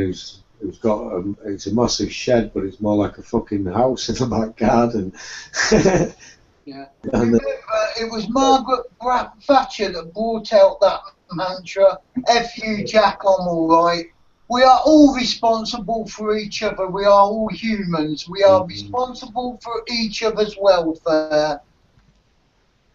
yeah, well, the cash has got to come somewhere for people like us. Oh, yeah. No, I wasn't having a dig at you. What I'm saying is those that can get there must get there. Yeah, absolutely. Because if Man. it's not Reese, if you don't support Reese, sooner or later, it's going to be you. You're only a couple of paychecks away from being evicted from your own home. I mean, it's not me. It's not me that's personally affected by this. I'm never out of this house anyway. You all know what I do. I'm just a wandering soul at the minute. If I lost this house, to be honest, I'd see it as fucking. I don't take it disrespectfully because my dad was homeless, but I'd see it as a fucking blessing because I'd feel free. You know what I mean, from a philosophical perspective. It might sound wrong to some, but it's my dad that I'm worried about. Obviously, you know what I mean. It's his health that it's been affected, and he needs to keep the shelter over his head. You know, he's been homeless before. I wouldn't ever fucking want to put him in that position. Ever. Well, we're being persecuted at the end of the day, Reese. It's not to do with failures on your side or anybody No, else's. exactly. I know. Absolutely. Yeah, but your dad's in a vulnerable position, isn't he? Yeah, very, very, very vulnerable. Well, I'm sure there's. I'm not 100% sure. You might need to get with people who more know what's going on with that side of it. But I'm sure there's certain clauses that you're exempt, isn't there, if you're in a vulnerable position or whatever? Well, what it actually comes down to is they purposely collapsed the country. Even Margaret Thatcher said we're not going to be industry anymore, which was giving us all the jobs, etc. We're going to become a service economy. Yeah. And as I said at the time, well, what happens when there's nothing to service? We're all out of work. And this has been done purposely. Yeah, they've put us in a corner. Speaking anecdotally, that's exactly what they've done with us. They've put us in a corner, and we felt the full force of it. What had actually happened was, my dad's been a fucking working man, like everyone on this conversation, for 30, 40 years. He's fell through hard times. He's gone through hardship. He signed on benefits. Now, he got sanctioned because they said he wasn't liable for benefits because he quit his last job voluntarily. But the story there is he was promised work from another gaffer, the one he worked with before, and it fell through at Christmas. And the job centre actually accepted that, and they said, yeah, that's fine. You're alright to sign on. He signed on. 4 weeks later, sanctioned. Boom, gone. That was it. And that meant that we didn't get the housing benefit or anything like that. Well, all this is done purposefully. It is, mate. It is. That's exactly what it feels like. We've just been cornered, completely cornered. Yeah, purposefully. I worry for people who aren't like us, because I'm not scared at all. You know, the fear I've not got time for, not got time day for. Go with the flow. I do. Wherever the fucking universe takes me, that's where I go. But I worry that fucking not everyone is like us, and it drives people to suicide, and it does. That's why it's the vulnerable that be hit. So, what's your thoughts on the Truth Machine? Let's have a listen from Truth Machine. Well, there's a couple of stories I can tell you. Like, being in London just lately, I've been bumping into this old man that's as old as my dad. Now, he's not altogether there because of his age, and he missed an appointment, go back to work on the dole. He missed an appointment and sanctioned him for 12 weeks, stopped all his benefits, made him homeless, because he's been having to wander in the streets during the night to stay warm and then sleep in the day while the sun's out. He missed another appointment, so they sanctioned him for 24 weeks. And apparently if he misses another one after this, he can be sanctioned for up to 3 years. This is an old man. This is a guy that's as old enough to be my dad. It made me fucking sick when I met him. Yes. Now, people. Sorry, carry on. I emptied my bag, because I had a sleeping bag, a spare sleeping bag, and a roll mat, because he didn't even have one of them. And he said he was sleeping in a fucking car that was on a bit of wasteland. Oh man. Yeah. So and it makes me fucking sick. Yeah, it does. Your friendly, cuddly government. Your friendly, cuddly government. They are not friendly. They're not cuddly. They are malevolent. Can I just make a point as well? Yeah, go on, Reese. The process of when you get sanctioned, right? I mean, I'm obviously new to this because I'd never signed on until just lately, right? But I got fucking sanctioned as well. But that's because I fucking told the woman fuck off, basically. I called the fucking whole department robots. But that's another story. What we'd gone through, you have to go through an appeal process, right? Now on my appeal, my fucking little begging permission, we'd stated articles of the human rights, right, where I'd said you've what's the word, rejected, sort of, so what would you say, you've ignored the right to enjoy family life, the right to enjoy peaceful possessions.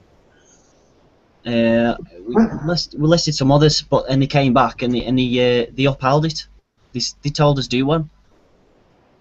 Yeah. And that's when it got me wondering. That's when it got me wondering: is it the fact that we're acting when we write to them as government agents? Yeah, because corporations do not have human rights. That's correct, isn't it? That's right. Only men can have Well, rights. do you know that the administrative courts, because that's what they are, Yeah. are for administers. If you sign on to be an agent, then you're part of the administration. That's Exactly. what the administration courts are for. You have no rights whatsoever. So Absolutely. so Because you're saying, I'm a government agent, I work for the administration like you, I'm here to take my punishment. yeah. Yep. You've got your name in the book of the dead, and not in the live, so they've got no reason to listen to what you've got to say. Yeah. I mean, I'm sure everyone's seen it. Halsbury's Law. I've actually got a document in the cupboard here that states that administrative courts are fucking illegal anyway. Well, look at this. Let's remember some cases. Let me jog your mind back to Stephanie Bottrell, yeah? She was the lady who steps into front of a lorry and on a certain motorway. I'm not sure which one it were. It could have been M6 or another. But anyway, before she did that, she wrote a letter, suicide note, if that's what you want to call it, blaming government, and she left it. She posted the keys to her neighbours, left the cats in the house, and then she took her own life. And it turned out later down the line that she would have been exempt from paying bedroom tax in the first place, even though summaries say that bedroom tax is completely unlawful from the start. Let's just put that to one side, because even if it is lawful, we've still got people dying from it. Yeah. Well, Reese, the only thing I would say to you, right, is you may be able to fight it under your constitutional rights, right, and you may be able to nullify the courts. If you was to nullify the court action, where would that leave the landlady of the property? I don't know. Well, if she can't get you evicted through court action because you've nullified the courts, how can she evict you? Well, it won't happen anyway. Well, what I'm saying is, how can they evict your dad if he nullifies the court action? I don't know, mate. You tell me. But I'll, what's the process there? Nullifying the What court? I'm saying is, if there's no court, then how can she evict your dad or he? Is it possible? Well, they'll do it in your absence, won't they? Exactly. That's what I'm worried about. It's easy to get boots on the ground. Yeah, but that would be that must mean that's because they did it in your absence. That must mean that there is an opportunity for you to go in as a living man. Yeah. Whether it's actually going into court or not, you've still got an opportunity or a gate open for them to wait to see if the living man turns up. Now, I'm not saying that's go to court. I don't know. If you want to go to court or not, that's up to you. But there still is. You've got to go to court because that's the only. We had a letter saying that's it. Bump 26, you're out. Yeah, but at the end of the day, if it's going against your Magna Carta, then there's no reason for them to summon you to court in the first place. So why would you want to go to a court to deal with it? You wouldn't, would you? I don't want to go to court at all. I always ignore my summons, but this is something that I can't really avoid. What they will get is they'll get a warrant for the court. That's what they'll do, and then they'll turn up with the bailiffs and the police and smash the door down. Yeah. Yeah. That's what you're trying to walk. But if you nullify the court, right? If you nullify the court action, she can't send thugs round, rent a thug off her own back. It would be unlawful, wouldn't it? Yeah, because the warrants won't be signed. Right, well, there is an action, if you're in lawful rebellion, that you can nullify the court. But how does that take place? I'm completely... Well, if you take... There's a site on Facebook, you'll have to go on there and read the files and get some advice from the guys on practical lawful dissent on Facebook. I've been speaking to a few people, but the problem is everyone comes at it from a different angle, and I'm sitting there like, which way go about it? Well, this is constitutional law. This is part of the Constitution. Yeah, but do they appreciate that though? Will they appreciate that? Well, because if you can put it over to the court with the right words, right, which is in the files and everything, saying that any action by that court is an act of treason under constitutional law, do you think they will carry on with it? Well, I've seen friends being railroaded before, and that house is taken away. Railroaded because they haven't used constitutional law. Look at Tom Crawford's case. He's still in his house. Yeah, fair enough. They haven't reached a decision, but he's still in his house. I know he's still in fear of losing it every minute of the day, no doubt. But he's still in his house. Yeah. So they can't say that everything Tom Crawford's done has been for naught, because I mean, it'd be out street by now, surely. Yeah, exactly. Yeah. I mean, I don't think the house is going to be taken anyway, because I know it's happened before. It happened before when we filed in arrears a few years ago. And it was a simple process. It was just, obviously, we walked into the fucking little dead realm, and it was just an office with a cringy fucking fat bloke. And we just basically said that we were undergoing hardship, and that we can only afford to pay this amount, and he accepted that. So I'm guessing that's the way it's going to go this time round. But I'm just wondering, how many times? If you're paying the accepted amount, they Well, cannot evict you. Right, listen to this, right? Actually, we'd agreed to pay. We'd actually seen, once my dad had been sanctioned, we obviously couldn't have housing benefits. We'd gone down to Aspire. We'd gone down to the housing association, who agreed with us on that day that we could pay £10 a week, right? And we have been doing until 2 weeks ago, which is we stopped paying the minute that they sent that eviction notice in, saying that you're out on the 26th. So this, I think this is going to be dealt with easy peasy in the court, to be honest, not having to go down any sort of constitutional routes and things like that. You know what I mean? Well, when you said it's going to be dealt with in court, it's going to be a little back kangaroo room court. Yeah, you do realise that? Yeah. Say that again. It's not going to be in the court where you're probably imagining. It's in a little side room. Yeah, it's in an office. Yeah. Yeah.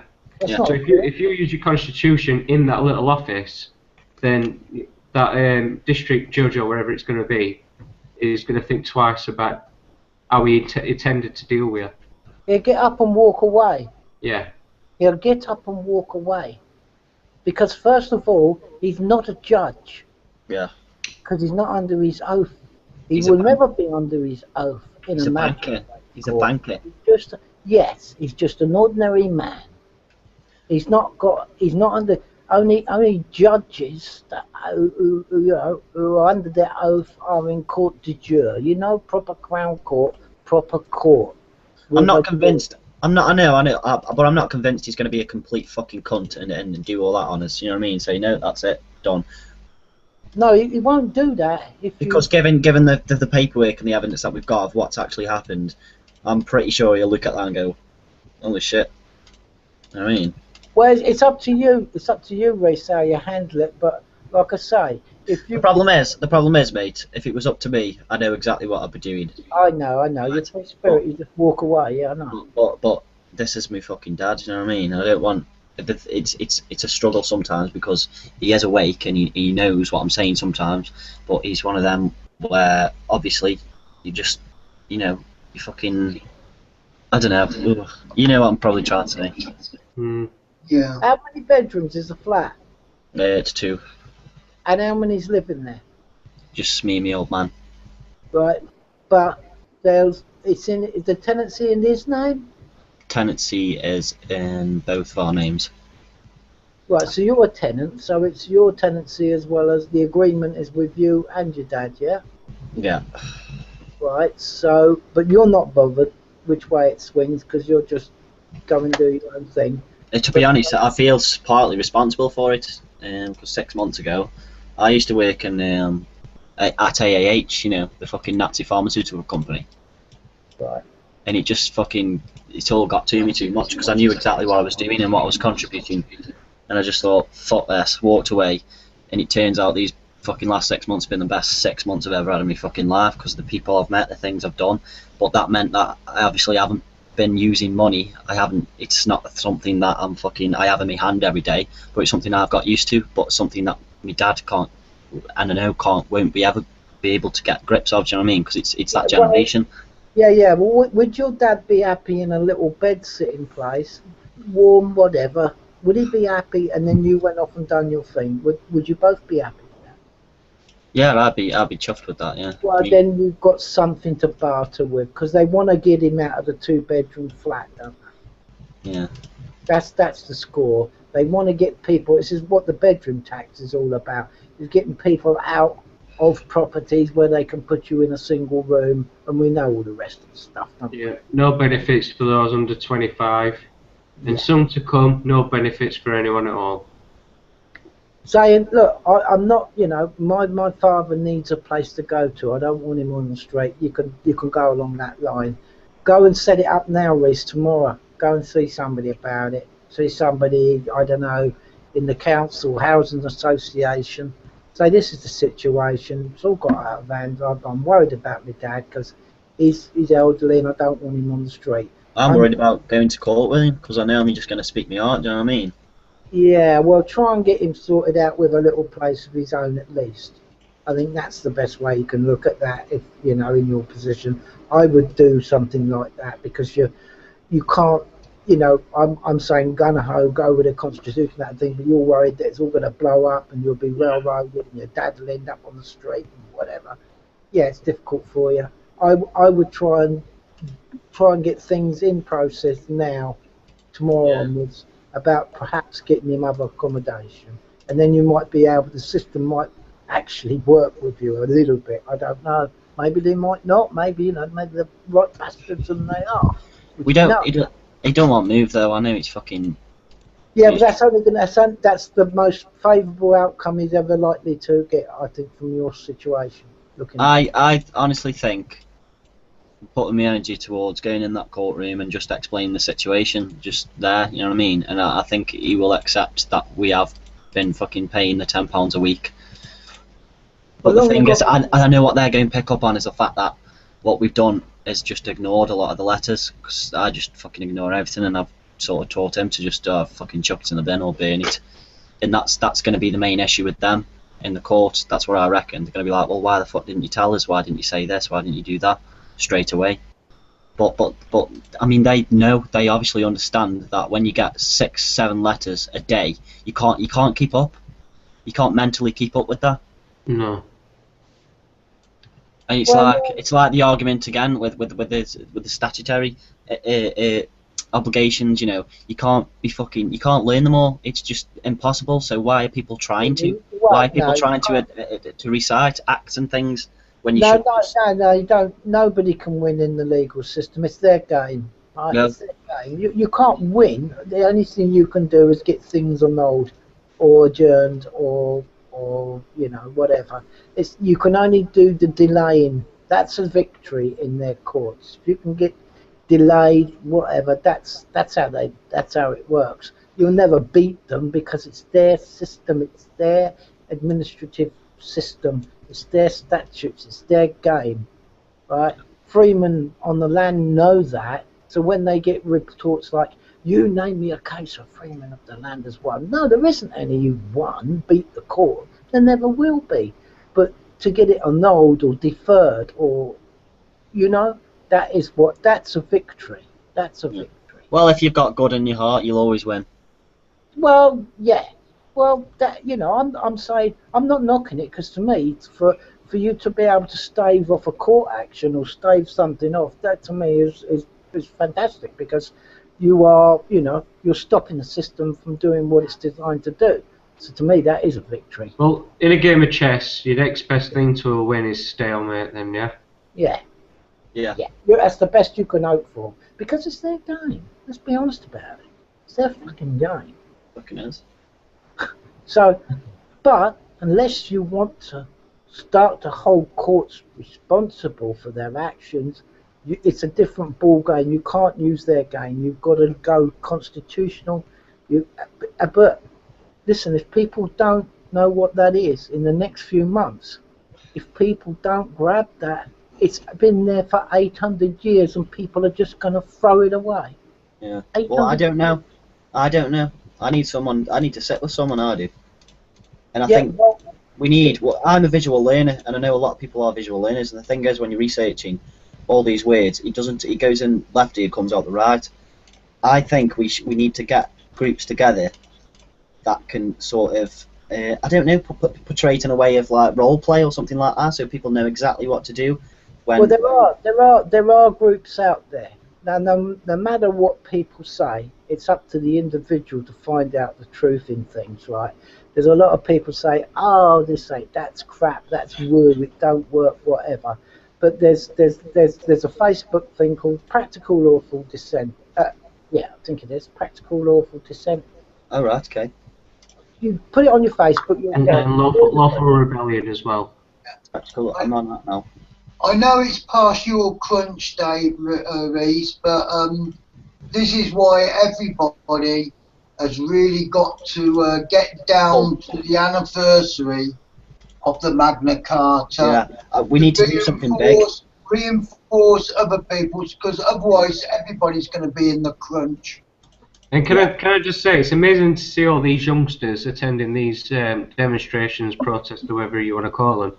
But before you start thinking of going down that route, be prepared to be knocked back. And if you're knocked back, then what you're going to do next? If you're not going to take time out to learn your constitution, then what else are you going to do? Stand under the rule of law. It's getting over, mate. It's getting over the overwhelming part of having that vast knowledge put into your brain.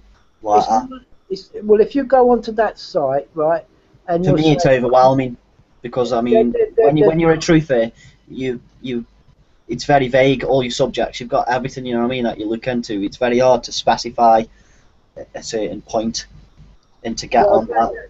That is the old traditional constitutional ways are disappearing fast. If you listen, right, I'm not a great big advocate of him, but I think there's a lot of truth in what he's doing. Whether he's earning money from it, I don't give a fucking shit. But Alex Jones or somebody like that, what he stands for with the American Constitution, the libertarians, not liberals, the libertarians. Why do you think the Texas, right, have got their own militia? They go down fighting. You mark my words, they go down fighting. And the American government know that, and that's what all Jade Helm and all this operations and training is all about. Because at the end of the day, they know there'll be a substantial group, right, of militia. And it was the militia who defeated the British Army. Yeah. And it was only 3%. It was only 3% of the people in America back in 1776 that actually won the revolution. Just 3% of people standing up for what was right. Yeah. Right. Now, whether you want to say the Constitution was written by Freemasons and all that stuff, there was a few Freemasons in there, but at the end of the day... It was Thomas Jefferson was one of them, wasn't it? But the thing is with them, they were actually, when they died, they were penniless, weren't they? Yeah. But, you know... if you, so they did something right. Yeah, well, the Magna Carta is more than just the words it's written on. It's what other things came from the Magna Carta. It's like one big check and balance of the system. Yes. It's one big check and balance. Magna Carta is only part of, but it's the substantial big underpinning of the Constitution. There's a saying that's been going around, what I've heard a lot. People saying this: there's no mates in money, but if you don't get involved in money for mates, then you'll be rich. You'll be richer friends. Yeah, yeah, and the Magna Carta weren't the start of it. It goes back to ancient law for long time before, which the Magna Carta was even stood on. What's and your? That's a bedrock. That's a bedrock which they're trying to rip away from us, so we have got nothing to stand on. You'll find in the files on there, Reese. You'll find in the files if you go on Practical Lawful Dissent to Facebook and join up. There's loads of files. When you look at them, you'll go, I don't know which is what is what. Start with the the one which is like a manual, right, which explains roughly what the Magna Carta stands for and that sort of thing. But you'll see other files in there. There was a file I was reading not so long ago. A woman used lawful rebellion, right, and stood under the Constitution. She had an arrest warrant, right, served on her for contempt of court because she didn't turn up for 2 court cases. She staved the court off. She never heard anything when she said, I'm standing in lawful rebellion under Article 61, which was invoked by the Barons in 2001. That's fact. That's not fiction. It's not fairy tale. It's fact. Right? And the court didn't do jack shit. They had an arrest warrant that's going to bang her up for at least 7 days for contempt of court. She didn't. And they didn't do anything because it will show that they were acting illegal. Yes, and they would have been in treason themselves. It's called misprision of treason. Was that not to do with council tax? No, it was to do with. Yes, it was. It was council tax, yeah, and she won a case based on that, yeah. Yeah, and she even fucked the water board off with it, no. Oh, I fucked them all off. Yeah, but that's no big thing because, hey, if they can't cut you off something, then they can't cut you off, can they? No. So, doesn't matter. But that's a different thing. But that's because that's an inalienable and unalienable right. That's why they can't cut you off. Because food, water, shelter. Can't do it. That's why there's food banks. They can't starve people. They have to provide food. And they have to provide shelter. Yeah. And they have to provide shelter, Reese. Yeah, Mum. What's your so what's everyone's sort of stand on actually using money? I don't use it. Don't use it at all? No. Really? Yeah. Is that by choice or is that by skint? Being skint? By choice. Yeah. Do you think that money has an evil energy? Yes. Well, what is money? Well, me personally, I mean, I used to say that was evil and everything, but from what if it wasn't for money, well, I see it as a tool. It can be used for good and bad. You know, so it's not. It's like most things at the end of the day. Yeah, it's like a hammer. You know, you could use a hammer to smack someone on the face with, or you can use a hammer to put a picture up. You know, it's the same concept. But I was just wondering what everyone else's view was. You know. The chances of, if you're not going to include Bradbury Pound, then the chances of it being reformed and regulated in a way where it can work for everybody to get rid of inequality is looking very, very, very small. Yeah. Based on that, then I'm not willing to participate when it comes to consuming through money. Now, when I say I don't use money, Reese, I don't want to be a hypocrite.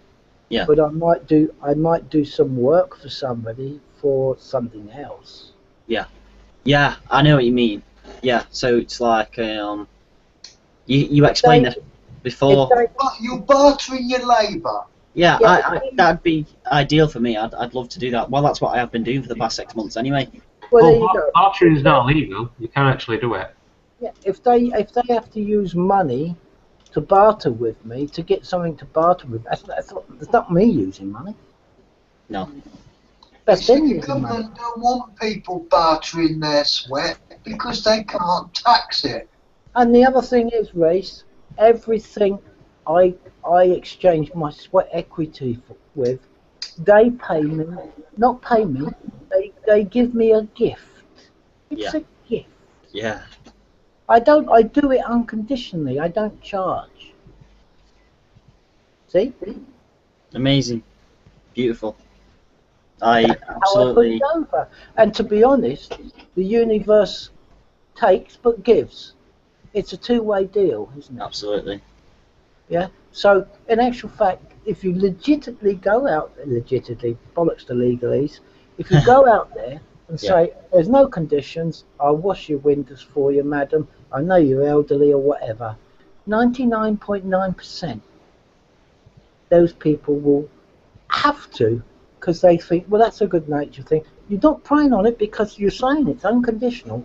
They will, because if they. But, yeah, it might not even come from that person. It might come from somebody else that thinks, oh, he's done a bloody good deed. I think we ought to do him a good deed. Yeah. Good. And not exactly from the opposite way, you know. If I do someone a favour, like probably you, like if you don't want the favour returned, then you simply say, pass it on, give it to someone else, and tell them to do exactly the same thing. Yeah, that's what I do, Reese. So I don't want much, and if like you, if I'm doing somebody a favour, you do it unconditionally. You don't do it with something in return in mind. You do it well. You do it for yourself as well, you know, because it feels good anyway, you know, because you know that. Do it with heart. Yeah. Do it with heart. Yeah, here's a for instance, Reese. I popped down the shop the other. I was going down there anyway, but a neighbour of mine said, "Oh, you going?" I said, "I am." She said, "Would you pop in and pick me up some stuff?" And I picked. I said, "Yeah, oh, okay, it's not a problem." When I came back, she went, "There you are," and I said, "No, I don't want that. I don't need it. Thank you. I don't want it." Yeah, Right? sorry, She said, Steph. "I must give you something." I said, "Oh, 2 sugars." Made me a nice cup of tea. Oh, lovely, brilliant. Yeah. That reminds I me helped actually. somebody out that didn't have Go on, something, and I gave them 1 off to help them out. Yeah. And lo and behold, within 2 weeks, somebody come along and gave me 4 off the same thing. Would you like to take some fruit? Would you like a sandwich? I must give you something. Or I've got some. Oh, got some nice pears. Would you like some? Oh, take some up for your young lady. Yes, and forcing things at me. You're killing me with joy. You're killing me with joy, guys. It's overwhelming. It does actually work. It's not just talk. It does actually work. Yeah. And that's in the way that it works. The Yeah, only and way. people that poo-poo it, it don't work for them because they poo-poo it. Yeah. And you know what? I guess I'm really hard. I think we all are on what we term people as sheeple, because at the end of the day, a lot of people don't really know what's going on. A lot of And people. it's not their fault either. No. They've been conditioned. They've been conditioned into materialistic crap. Yeah, that's right. I mean, I have no desire anymore, Reese, to buy anything. Isn't that crazy? No, that's amazing, mate. I found that absolutely amazing. Staggering. No In desire fact, whatsoever. I wish I fucking could be that way inclined. But I'm sitting here. I mean, it's my birthday on Sunday, and I've had my birthday money. I've had £100. I've never had this much money in fucking 6 months. When is it? It's on Sunday. If anyone wants to fucking do anything, I'm not got anything planned. It's my 21st. Well, if And I I've don't speak, got £100. Wow. if I don't speak to you before, Happy Earth Day. Yes, thank you very much. I mean, I don't celebrate it myself. I don't. It's not. Yeah. It's completely irrelevant to me. I It have to really get is. People don't believe you when they say, because me family are always like, "Oh, you're getting beer on your birthday. You're going to do something." I'm like, "No, it's not. It's not a day for celebration. It's fucking. It's relevant every day. It should be your fucking Earth Day. You know what I mean?" But I'll have to get your telephone number, Reese, because I'm at a conference. So On Sunday. yeah, so I'll give you a ring to say it. Well, find out how you are and wish you happy Earth Day as well. Thanks very much, mate. Nice one. I haven't got a phone at the minute. Oh, I lost it.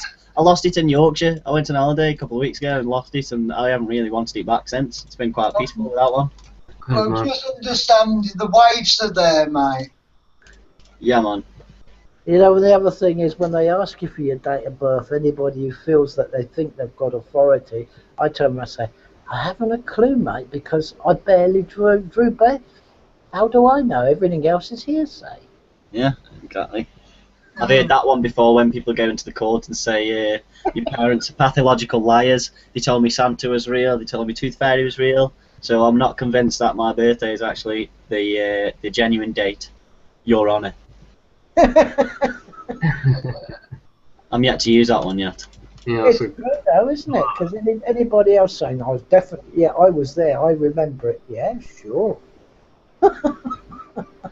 Remember, It's apparently, according to constitutional law, everything in a court should be factual.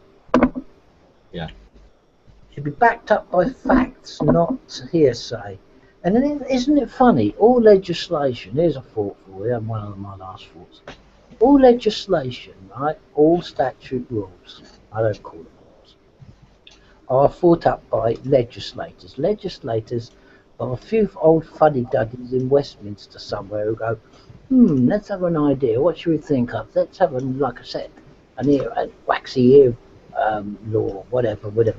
Well, it's just hearsay, isn't it? And they are just ideas. Yes. It's not factual. It's just someone's opinion. Someone's opinion, which is hearsay. Yeah. So, there you go. I've said that before. I'll probably repeat myself 1,000 times.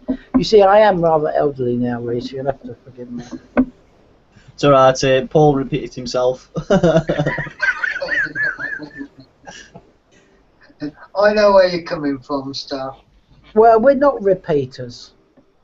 Well, we are in a sense that No, way. do you know what you are, mate? Reminders. Reminders, that's it. Constitutional law.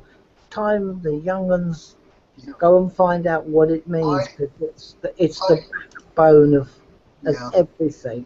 How can you think I'm an elder of the tribe, and it's the elder jobs to help let the young ones know what is. Yeah, and look how that's been broken down in our society. Exactly. You know what I mean?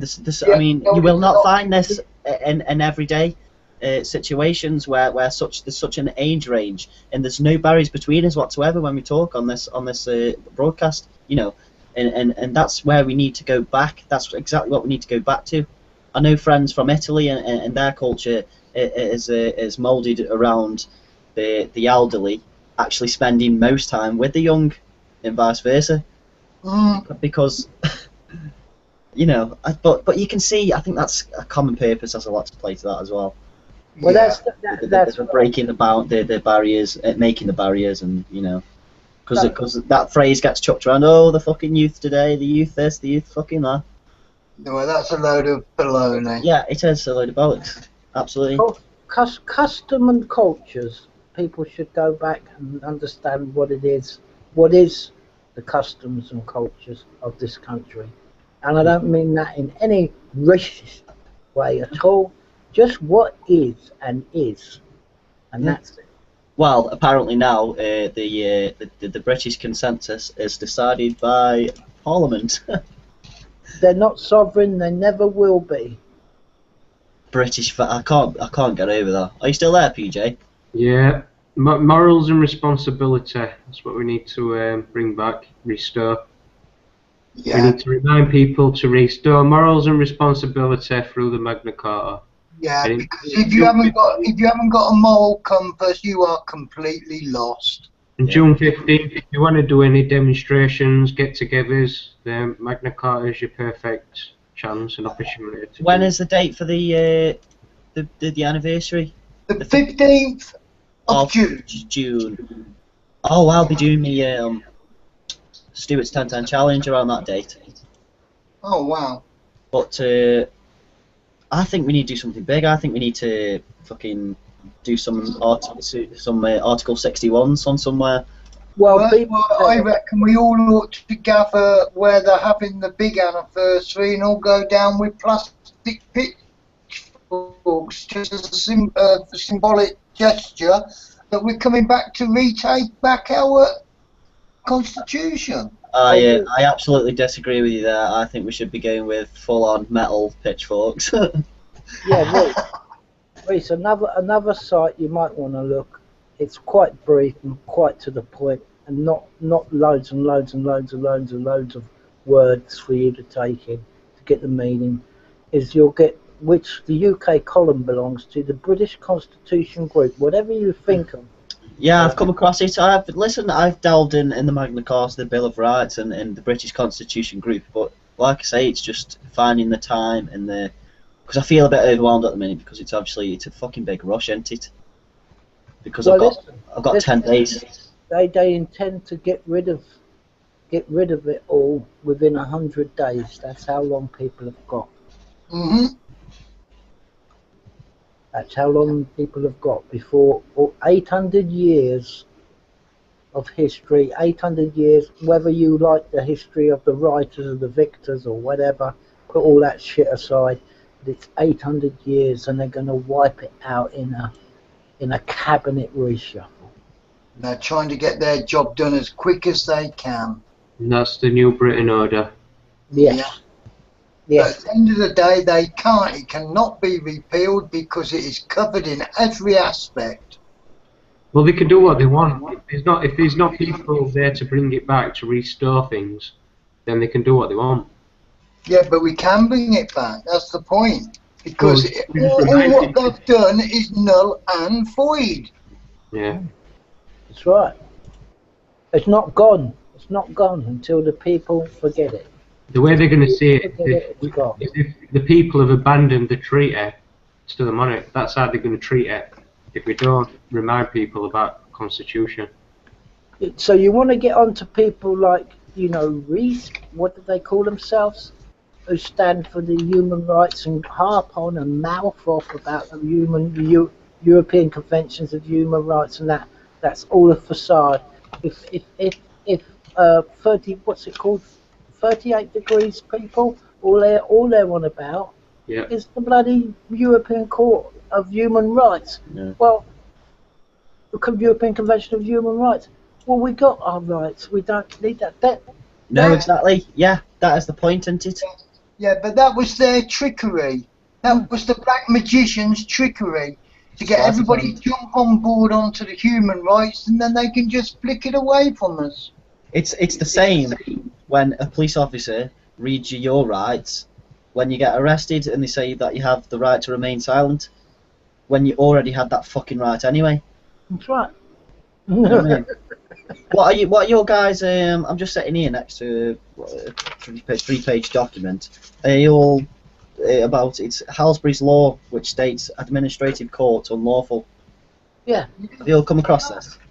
Yeah, they're unlawful unless you consent to be an administration or a corporate. How can a company tell me what I have to do when I dead? don't belong to that company? And when they're dead anyway.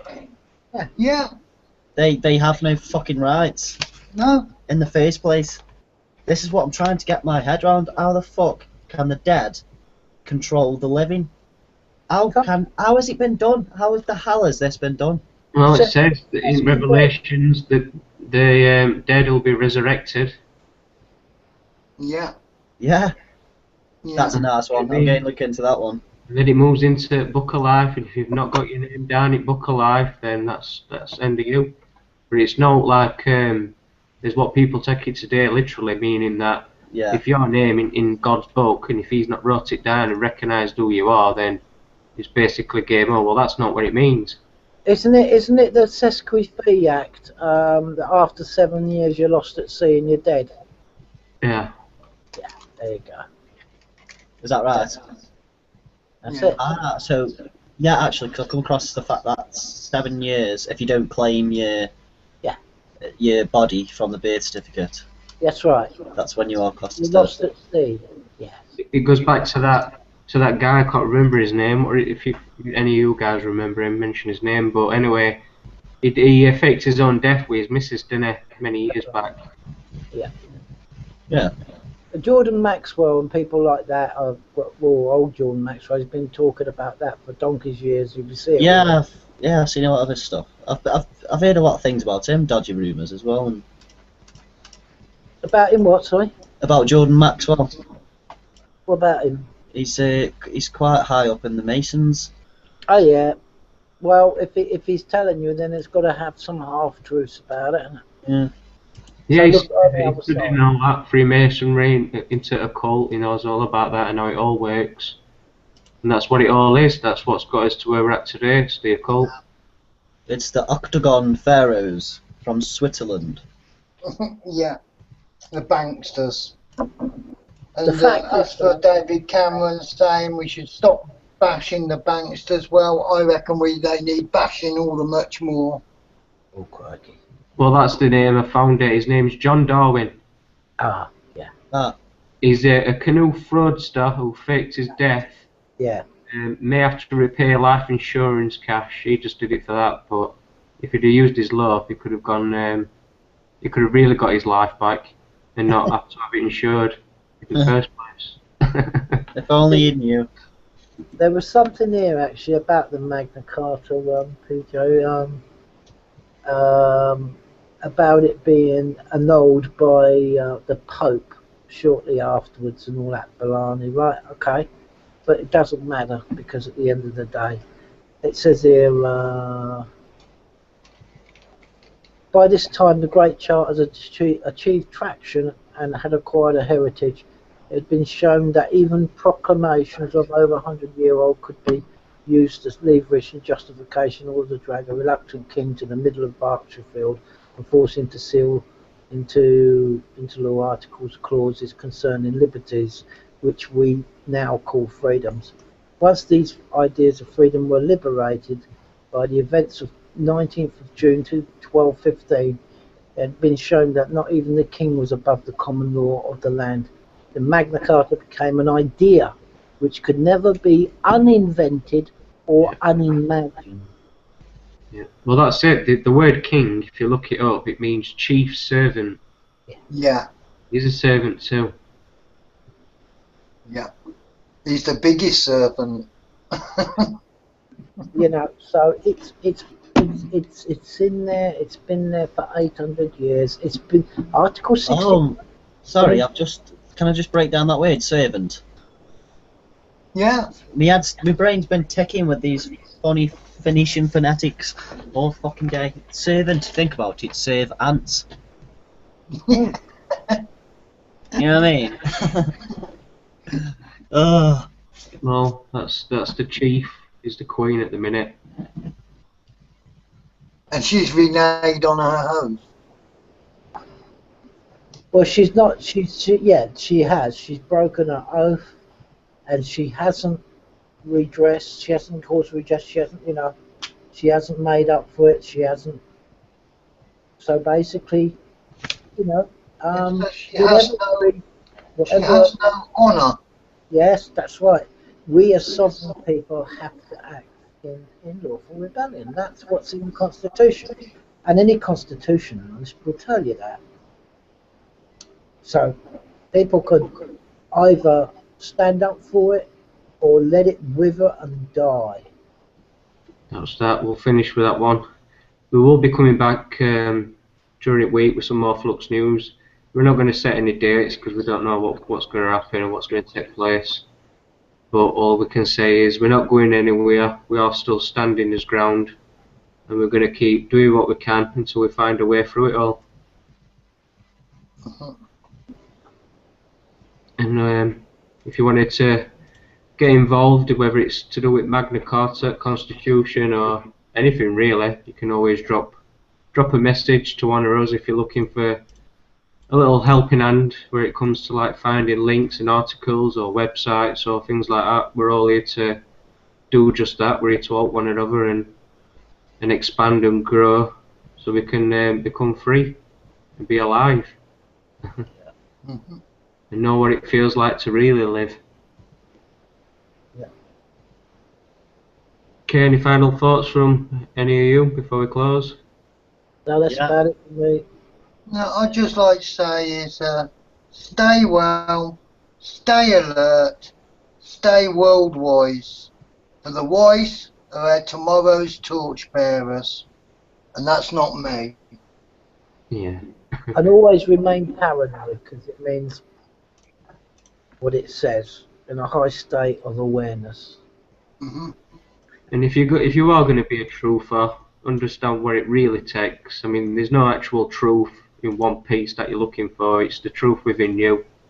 Yes. Break down the word truth. And the middle, truth. In the middle is you. The rest is irrelevant and doesn't make sense without you in the middle.